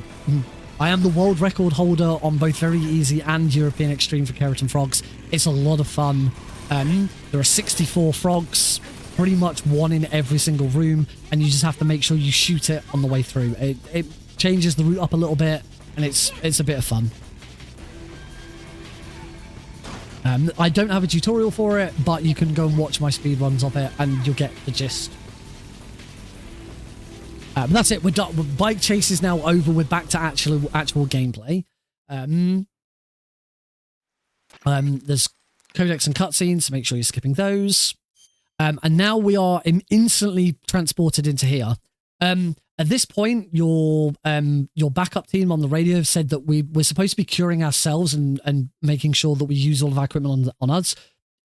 Ignore that instruction. All you're going to do is you're going to do two things. You're going to go to food, and you will have, as long as you haven't picked up any other food throughout the game. So do not pick up any food. Do not kill any snakes and pick up them. Do not kill any animals and pick up food from them. When you're in the ruins building, after you've gone through the cutscenes in there, don't pick up any food. As long as you've not picked up any food throughout the run, you will always have 2 lots of instant noodles at this point. So go into food, go to instant noodles, and feed one to Eva. So now you're given, normally you only get eat and dispose, but you're escorting Eva during this section, and she's taken a fall. The bike crashed. She's had her abdomen pierced by a spiky tree stick branch. Branch is the word I'm thinking of. Tree branch has pierced her abdomen. So she's really banged up. So make her eat instant noodles, because as you can see, she hasn't got full stamina. And if you don't make her eat food, she'll stop at some point. So make her eat food. Let me have some more. And then when you go into the cure menu, you are given the option to cure Snake or Eva. Make sure you cure it. Do not cure Snake. You can ignore Snake. We just have to cure Eva. She's got a cut. In fact, she's got 2 cuts. So exactly the same as when we played Trauma Center right back at the start of the game. Such a kit, bandage, skip splint, stip tick disinfectant, and then the same reverse. Disinfectant, stip tick, skip splint, bandage, such a kit. As soon as you've done that, skip the cutscenes, and you're presented with there. This first bit, you do not need to do anything with Eva. Just run away from her. Run down to here. Across here. Round here. And just as you're about to hit these branches, roll and equip the easy gun. And you'll now go into a cutscene. Skip that. And now we are actually escorting Eva. So move a little bit away from her. Hit triangle. That causes Snake to sort of beckon her to follow. And now you want to move around. Don't go too far ahead of Eva. Eva's AI is really dumb. And if you're really far ahead of her, she'll take really weird lines to get to places. Don't let her get too close. If she gets too close to you, then she'll stop. So if I just wait, she'll now stop. And she'll only start again if I beckon her. And you need to be moving because you can see in the distance there's some guards. You shouldn't have any problems with the guards as long as you keep moving. So don't go too far ahead of her. Make sure that this is the kind of distance you want to keep. And I just do this. I just like flick the analog stick a little bit to make sure that Snake's moving. Don't try and sneak or don't try and walk. I think walking's slightly too fast as well. Try and keep this distance and just move to where you want to come to here. As soon as you get to here, move to here, wait for Eva, and you'll go into a cutscene. Skip the cutscene, you go into the second half. Make sure you equip the easy gun again. Beckon Eva to follow. Move to here, shoot this guard.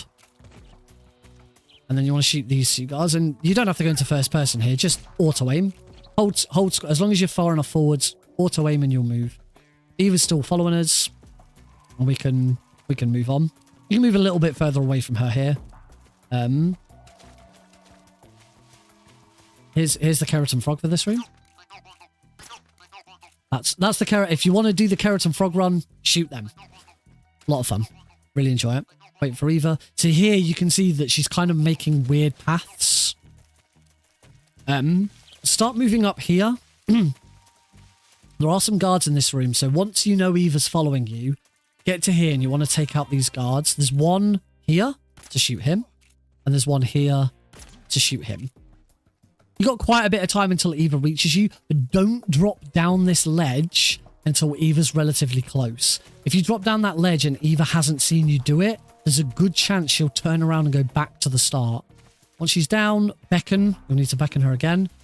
and just walk. There's one more guard. If you see that snake, there's a guard right next to him. As long as you stay on this side here, you don't need to interact with him. Don't need to shoot him. Don't need to do anything. Just move around him like this. Don't get too far ahead. Eva will walk around that tree to the left if you're too far away. Just start saying she's tired, but that's fine. That's why we gave her food at the start. And move to here. And from here, we now move into the final boss. This is the boss. This is Snake's mentor, the final boss of the game. This is a tricky fight to get right, but it's not too tricky. We're going to try and put the boss into a loop, and this loop is going to involve using the easy gun and using the stun grenades. The first thing she's going to do is she's going to run towards us, and she's going to try and CQC us, and we can block it. Snake is going to get an exclamation mark appear above his head. As soon as you see that, hit circle, and Snake will block the boss's attack. We want to equip the easy gun first as well. So, circle to block. And then from here, we want to shoot the boss with the easy gun twice in the head. Quick reload. And then CQC slam her. Whenever you CQC slam the boss, you must make sure you are grabbing her from either the side or ideally, because it's the safest option, the back. Even if she's stunned, whatever, if you try and CQC grab her from the front, she will parry you. So, grab her, throw her to the ground. Once she's hit the ground, equip a stun grenade. And the easiest way of throwing you want to throw the stun grenade directly up in the air. It goes up in the air. Oh, whoops.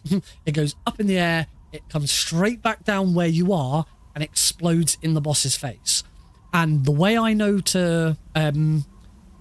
you want to do an overarm throw, not an underarm throw, because if you do an underarm throw, it will go too far away. And the way I know to how long to hold stun grenade for is as soon as you start cooking it, and you need to do this quite quickly, as soon as you start cooking it, go into first person view and look up. The moment you reach the absolute apex of up and you can't go any further up, let go of the stun grenade. So as soon as I come out of this, I'm going to hold square and R1 at the same time, look up, and as soon as I reach the top, let go and turn around. Once again, you want to turn around so you don't get blinded by it. The boss is now blinded by it. Equip the easy gun, and we're going to shoot her in the head, and we're going to repeat the process. The boss now does have some iframes. You have to wait about 2 to 3 seconds. The first one, there's a really good indicator because that stun grenade has also stunned a bunch of animals. There's some snakes and there's some other animals lying around. And because the stun grenade has stunned them, you're going to hear them become items. So when you'll hear this blip, and the blip is the noise of the animal turning into an item that you can pick up. As soon as you've heard that noise, you can shoot her in the head. So, equip the easy gun, turn around. 2 shots. CQC slam. And then exactly the same again. Look up, throw, turn around. Now this time, because we're in the same position, there's not going to be a blip. You're not going to hear it. So you just have to wait. Because if I shoot her too early... If you shoot her too early, she can just fall straight to the floor. I didn't want to risk shooting her again and finishing the fight because I want to restart this fight to show you it again. If you get to this position in the fight where she's now shooting you, more often than not, she's just going to CQC and you can do that again. If she's not and she's just going to continue to shoot you, I'm just going to try and get into this, where she's not going to dash, she's going to shoot me. Just run away until she starts running away, and then run towards her, and she'll come back and do another grab. Hurry it. Easy gun out. Shoot. So I don't want to finish the fight. I want to grab the fake death pill and start this fight again, so that we can see it again.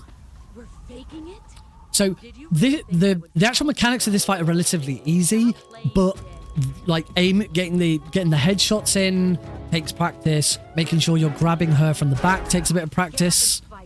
Oh yeah, you can't use a fake death pull on her. She knows, and she'll flip onto you like that, which is really cool. We're faking it? Did you really think I would fall for that? Stop playing dead. So yeah, this is a fight that you want to practice. So, hurry. Easy gun. Shoot. Excellent job. Rubber. Stun grenade. Throw. Turn around. Easy gun. Wait. Throw. You're better than I remember. Stun grenade. Up. Turn around. Blast. And then... There you go. I shot her... I shot her too early there. Just like the Fury, it's not iframes. I keep saying iframes, it's not that. I shot her too early and she went flying. So that's why you need to wait. Because now it's kind of going to reset the fight and we got to do this, do some of this again. I'm going to reset the fight and do it one more time all the way through so that you can see it.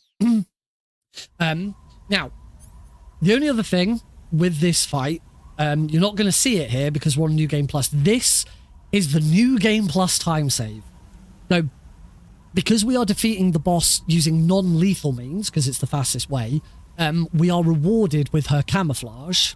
And if you're on a new game, the moment you defeat the boss, her camouflage will fly out of her. She doesn't. It's not like she gets naked. Just a camouflage box flies out of her, and you have about 5 to 10 seconds to grab the box, and then the game ends.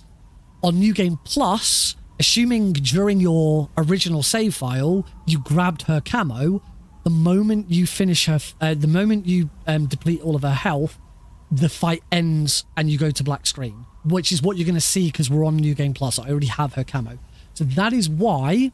It's really the only reason we do New Game Plus on Very Easy instead of New Game, because it saves 5 to 10 seconds right at the end of the game. So, fake death pill. Let's do this fight all the way through and finish it. Did you really think I would fall for that? Stop playing dead. So you can move up a bit or just stand still. As soon as you see that exclamation mark, then easy gun. Blast. There's no... You can... After the first one, you can shoot her straight away. You don't need to wait. It's only after the stun grenades you need to wait. Turn around. So wait.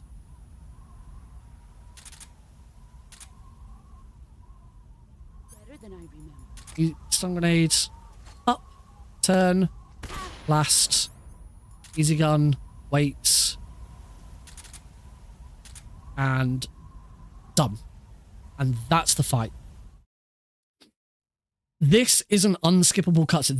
That's the final boss, but the run isn't over.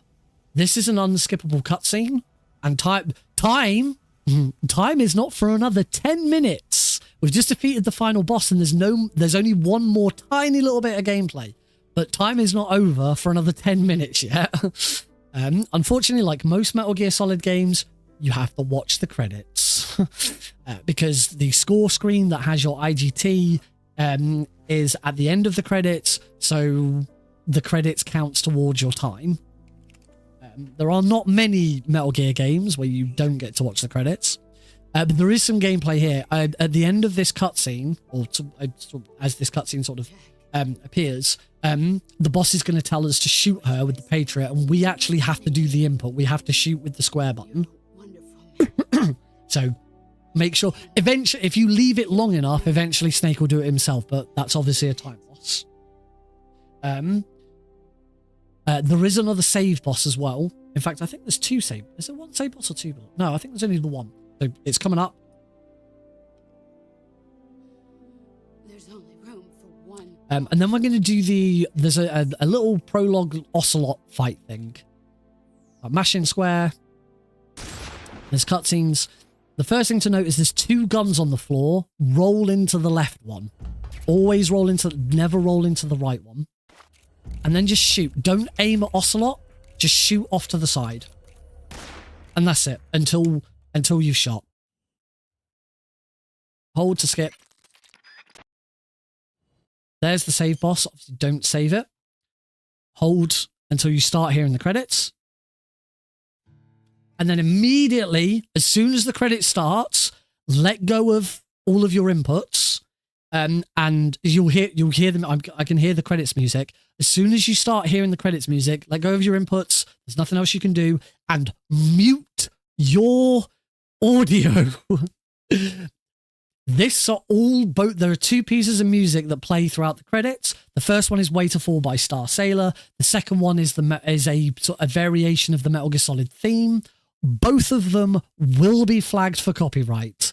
So do not stream or record the audio from the credits because you will get hit with a copyright strike. Well, I say copyright strike. If you monetize your YouTube videos or something, you'll get hit with, you'll have to deal with it. So these are things, just mute your audio. Don't deal with that. But that's it. That is the speedrun for Metal Gear Solid 3. As I say, the credits are part of the time. You have to sit through the credits until the score screen. There's nothing else there's no more inputs. There's no more save to try and miss. If you now want to bugger off and just come back when it's up, you can do. You don't have to skip anything. There's the credits. There is a conversation that Ocelot has on the phone. That can't be skipped either. You are done. There are no more inputs now until the run is over. But that's it. That is very easy. Metal Gear Solid 3, very easy. In one quick go. I hope this has been really useful. I hope it's been relatively clear. The only thing that I think I've skimmed over a bit too quick was the first half of the Shagohod fight. But if you watch that fight back, you'll sort of see. And as I say, with the Shagohod fight, if it does go wrong, you just kind of go into a casual fight. Shoot the tread, try and shoot the back. Shoot the tread, try and shoot the back. You are at the mercy of RNG at that point, and you just try and do the fight as quickly as you can with whatever you got left. So there's not really that much more to say about that fight. But yeah, that's it. This is very easy, is really good at teaching you the general route. That's the thing. The general route of the game does not change between different difficulties. The only times the route changes if you do any category extensions. So if you're doing all keratins, if you're doing all camos, if you're doing like all animals and plants, stuff like that, that's where the route changes. You go into different rooms and do different things. But for any percent across all difficulties, you will not change the route that you take. You will do the same route every time. It's just how you get through those individual rooms changes slightly. Now, there's not that much information out there about the other difficulties: easy, normal, hard, and extreme. The only other sort of major information you'll find is the other end of the spectrum, which is European extreme. As with most Metal Gear speedruns, as with a lot of speedruns in general, people either do one of two things. They do the very easiest difficulty because it's the fastest, or they do the hardest for difficulty because it's the hardest and it's the biggest challenge. And the middle ones don't get a lot of attention. In Metal Gear Solid 3, they really don't get that much attention. I know of a few runners who have given them some attention. I personally haven't done them. I've not done a speedrun of any other difficulty other than very easy and European extreme. But European extreme, very, very different run. You don't have the easy gun. You are as soon as you get spotted, it's an instant game over. You don't want to be looking at that speedrun until you're very comfortable with this. Yeah, go through this, practice, do runs, practice the bosses. Say the Fury, you'll just need to practice and just work out what to do and deal with it as best you can. Sometimes you'll get amazing RNG and you'll have a fantastic time. Sometimes you'll get really lousy RNG and it'll take you a little while, or you might have to reset. Resetting a room is very easy. You just use the fake death pill. And if you're running on PC, if you're running the Master Collection on PC, make sure you grab the auto split. You can submit the Master Collection on PC with IGT instead of loading remove time. Actually, I don't know if you can. I don't know if it's IGT or if it's just RTA. But loading remove time is the fastest, so make sure you're using the auto split. The auto split is very, very easy to set up.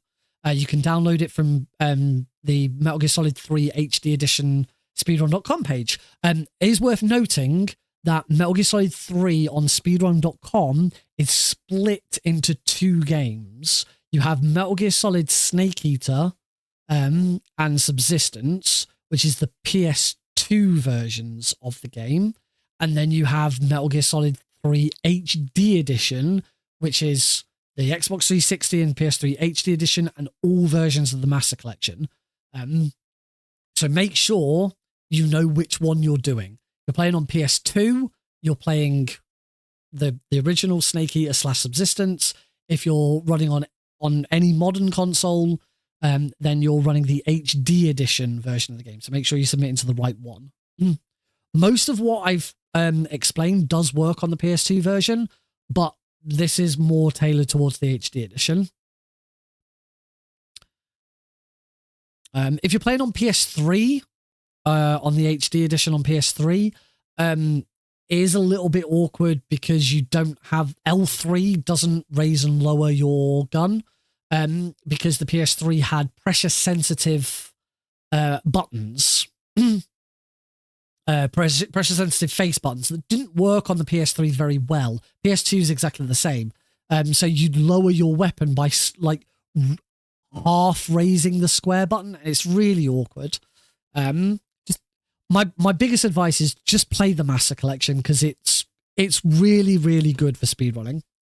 Oh, and as I've been reminded by chat, under no circumstances should you play the 3DS version. This game was re-released for 3DS. It was rebuilt from the ground up. Well, I say rebuilt from the ground up. It uses the Peace Walker engine. I can unmute the game audio now. The 3DS version it's a one-to-one copy. Like all of the environments, the levels, everything is the same, but it uses the Peace Walker engine and the Peace Walker moveset. So Snake controls slightly differently. The Keratons were replaced with Yoshis. The game runs at a native 20 FPS and has frequent frame drops. It's awkward. I have speedrun it. I still haven't submitted a speedrun of it, but it's very, very weird to run. Like you use the second screen to do all of your menu items and stuff like that. Yeah, wouldn't recommend it, but it's it's a bit of fun. Yes, Chief Director. Yeah, I'll keep the cage. I really can't think of much more really to say. There is a wiki available for this if you want any notes to go along with anything that I've said. There'll be a description. There'll be a link in the description of the video to the MGSR Metal Gear Solid 3 wiki page. Of course, you can also join MGSR on Discord. There's a dedicated area for Metal Gear Solid 3 and ask questions in there, and anyone, including myself, will be there to answer and help you out. Obviously, if you want to leave comments on this video, I will do my best to reply to them and help people out. If you want to watch me run this and other Metal Gear games and other speedruns live on Twitch, you can do. I usually stream every Tuesday and every Thursday from 8 PM GMT or UK time. I have ran Metal Gear Solid 3 All Keratons European Extreme for GDQ for their Disaster Relief Done Quick event. I ran Metal Gear Solid The Twin Snakes, which I also have a tutorial for at SGDQ 2023. I also have full tutorials for the original PC port of Metal Gear Solid 1, which is not the same as the Master Collection. And I have a full tutorial for a spiritual successor called Unmetal, completely unrelated to Metal Gear, but is kind of a parody of Metal Gear as well. I have a full tutorial for that video, and lots of other sort of little tutorials for little bits of other games as well. So yeah, check those out here on the YouTube channel, or catch me on Twitch. Follows and subscribes. This video, if you're watching this on YouTube, this originally was a live stream. So right now, for me, I'm streaming this live. Thank you to everyone in chat for for your contributions and for kind of understanding that I've not been chatting to you during this because I've been focused on the tutorial. So thank you all very much for that. I have had a couple of follows during the stream, so thank you to those people for following as well. And yeah, as I can't really think of much more to say. We are about to get to the end of the run, the final score screen. Of course, I am always at the CIA's disposal, Mr. Director. Oh, Mr. Director. I said Mr. I mouthed Mr. President. That's Metal Gear Solid 1. And time. That is when time hit. So you can see my IGT is 2 hours, 59 minutes, 30. It has some saves and other stuff like that. Leech. I said that the rank would be Leech because we finished the game with a Leech still on us. If you're doing any sort of console run, that time that is displayed is the time you submit to speedrun.com. If you're playing the Master Collection on PC, you should be using an auto splitter and you should be taking a loading remove time. And that is the time you submit on speedrun.com. I don't think you have to submit anything else. Let me just double check. Because there's sometimes, like, if you're submitting something like that, you still have to submit an RTA and stuff like that. There'll be links in the description to the speedrun.com pages as well. PC. No, if you're running on PC, you do not have to declare any other times. You don't have to declare what your RTA was. You don't have to declare this IGT. You just declare your loading remove time. I personally also show an RTA timer on my stream so that I can see what it was without loads removed. And obviously you get the IGT at the end. But you only need to submit the loading remove time. You do need to declare whether you use turbo or not if you're running on PC. In fact, actually, if you've got like devices and stuff, I have a GIMX, for example, you are allowed to use turbo on console as well if you can do it. You do have to declare whether you've done that. You do have to declare whether you were playing New Game or New Game Plus. As I said before, you really should be playing New Game Plus because it saves you 5-10 seconds at the end. And yeah, that's, as I say, that's kind of it. If this was your very first playthrough and you haven't already got a save, once you finish, I need to actually go back to the game. Once you skip past here, this is where you should then save the game. Because at this point you want to save it so that you have a save file ready to do New Game Plus on your next attempt.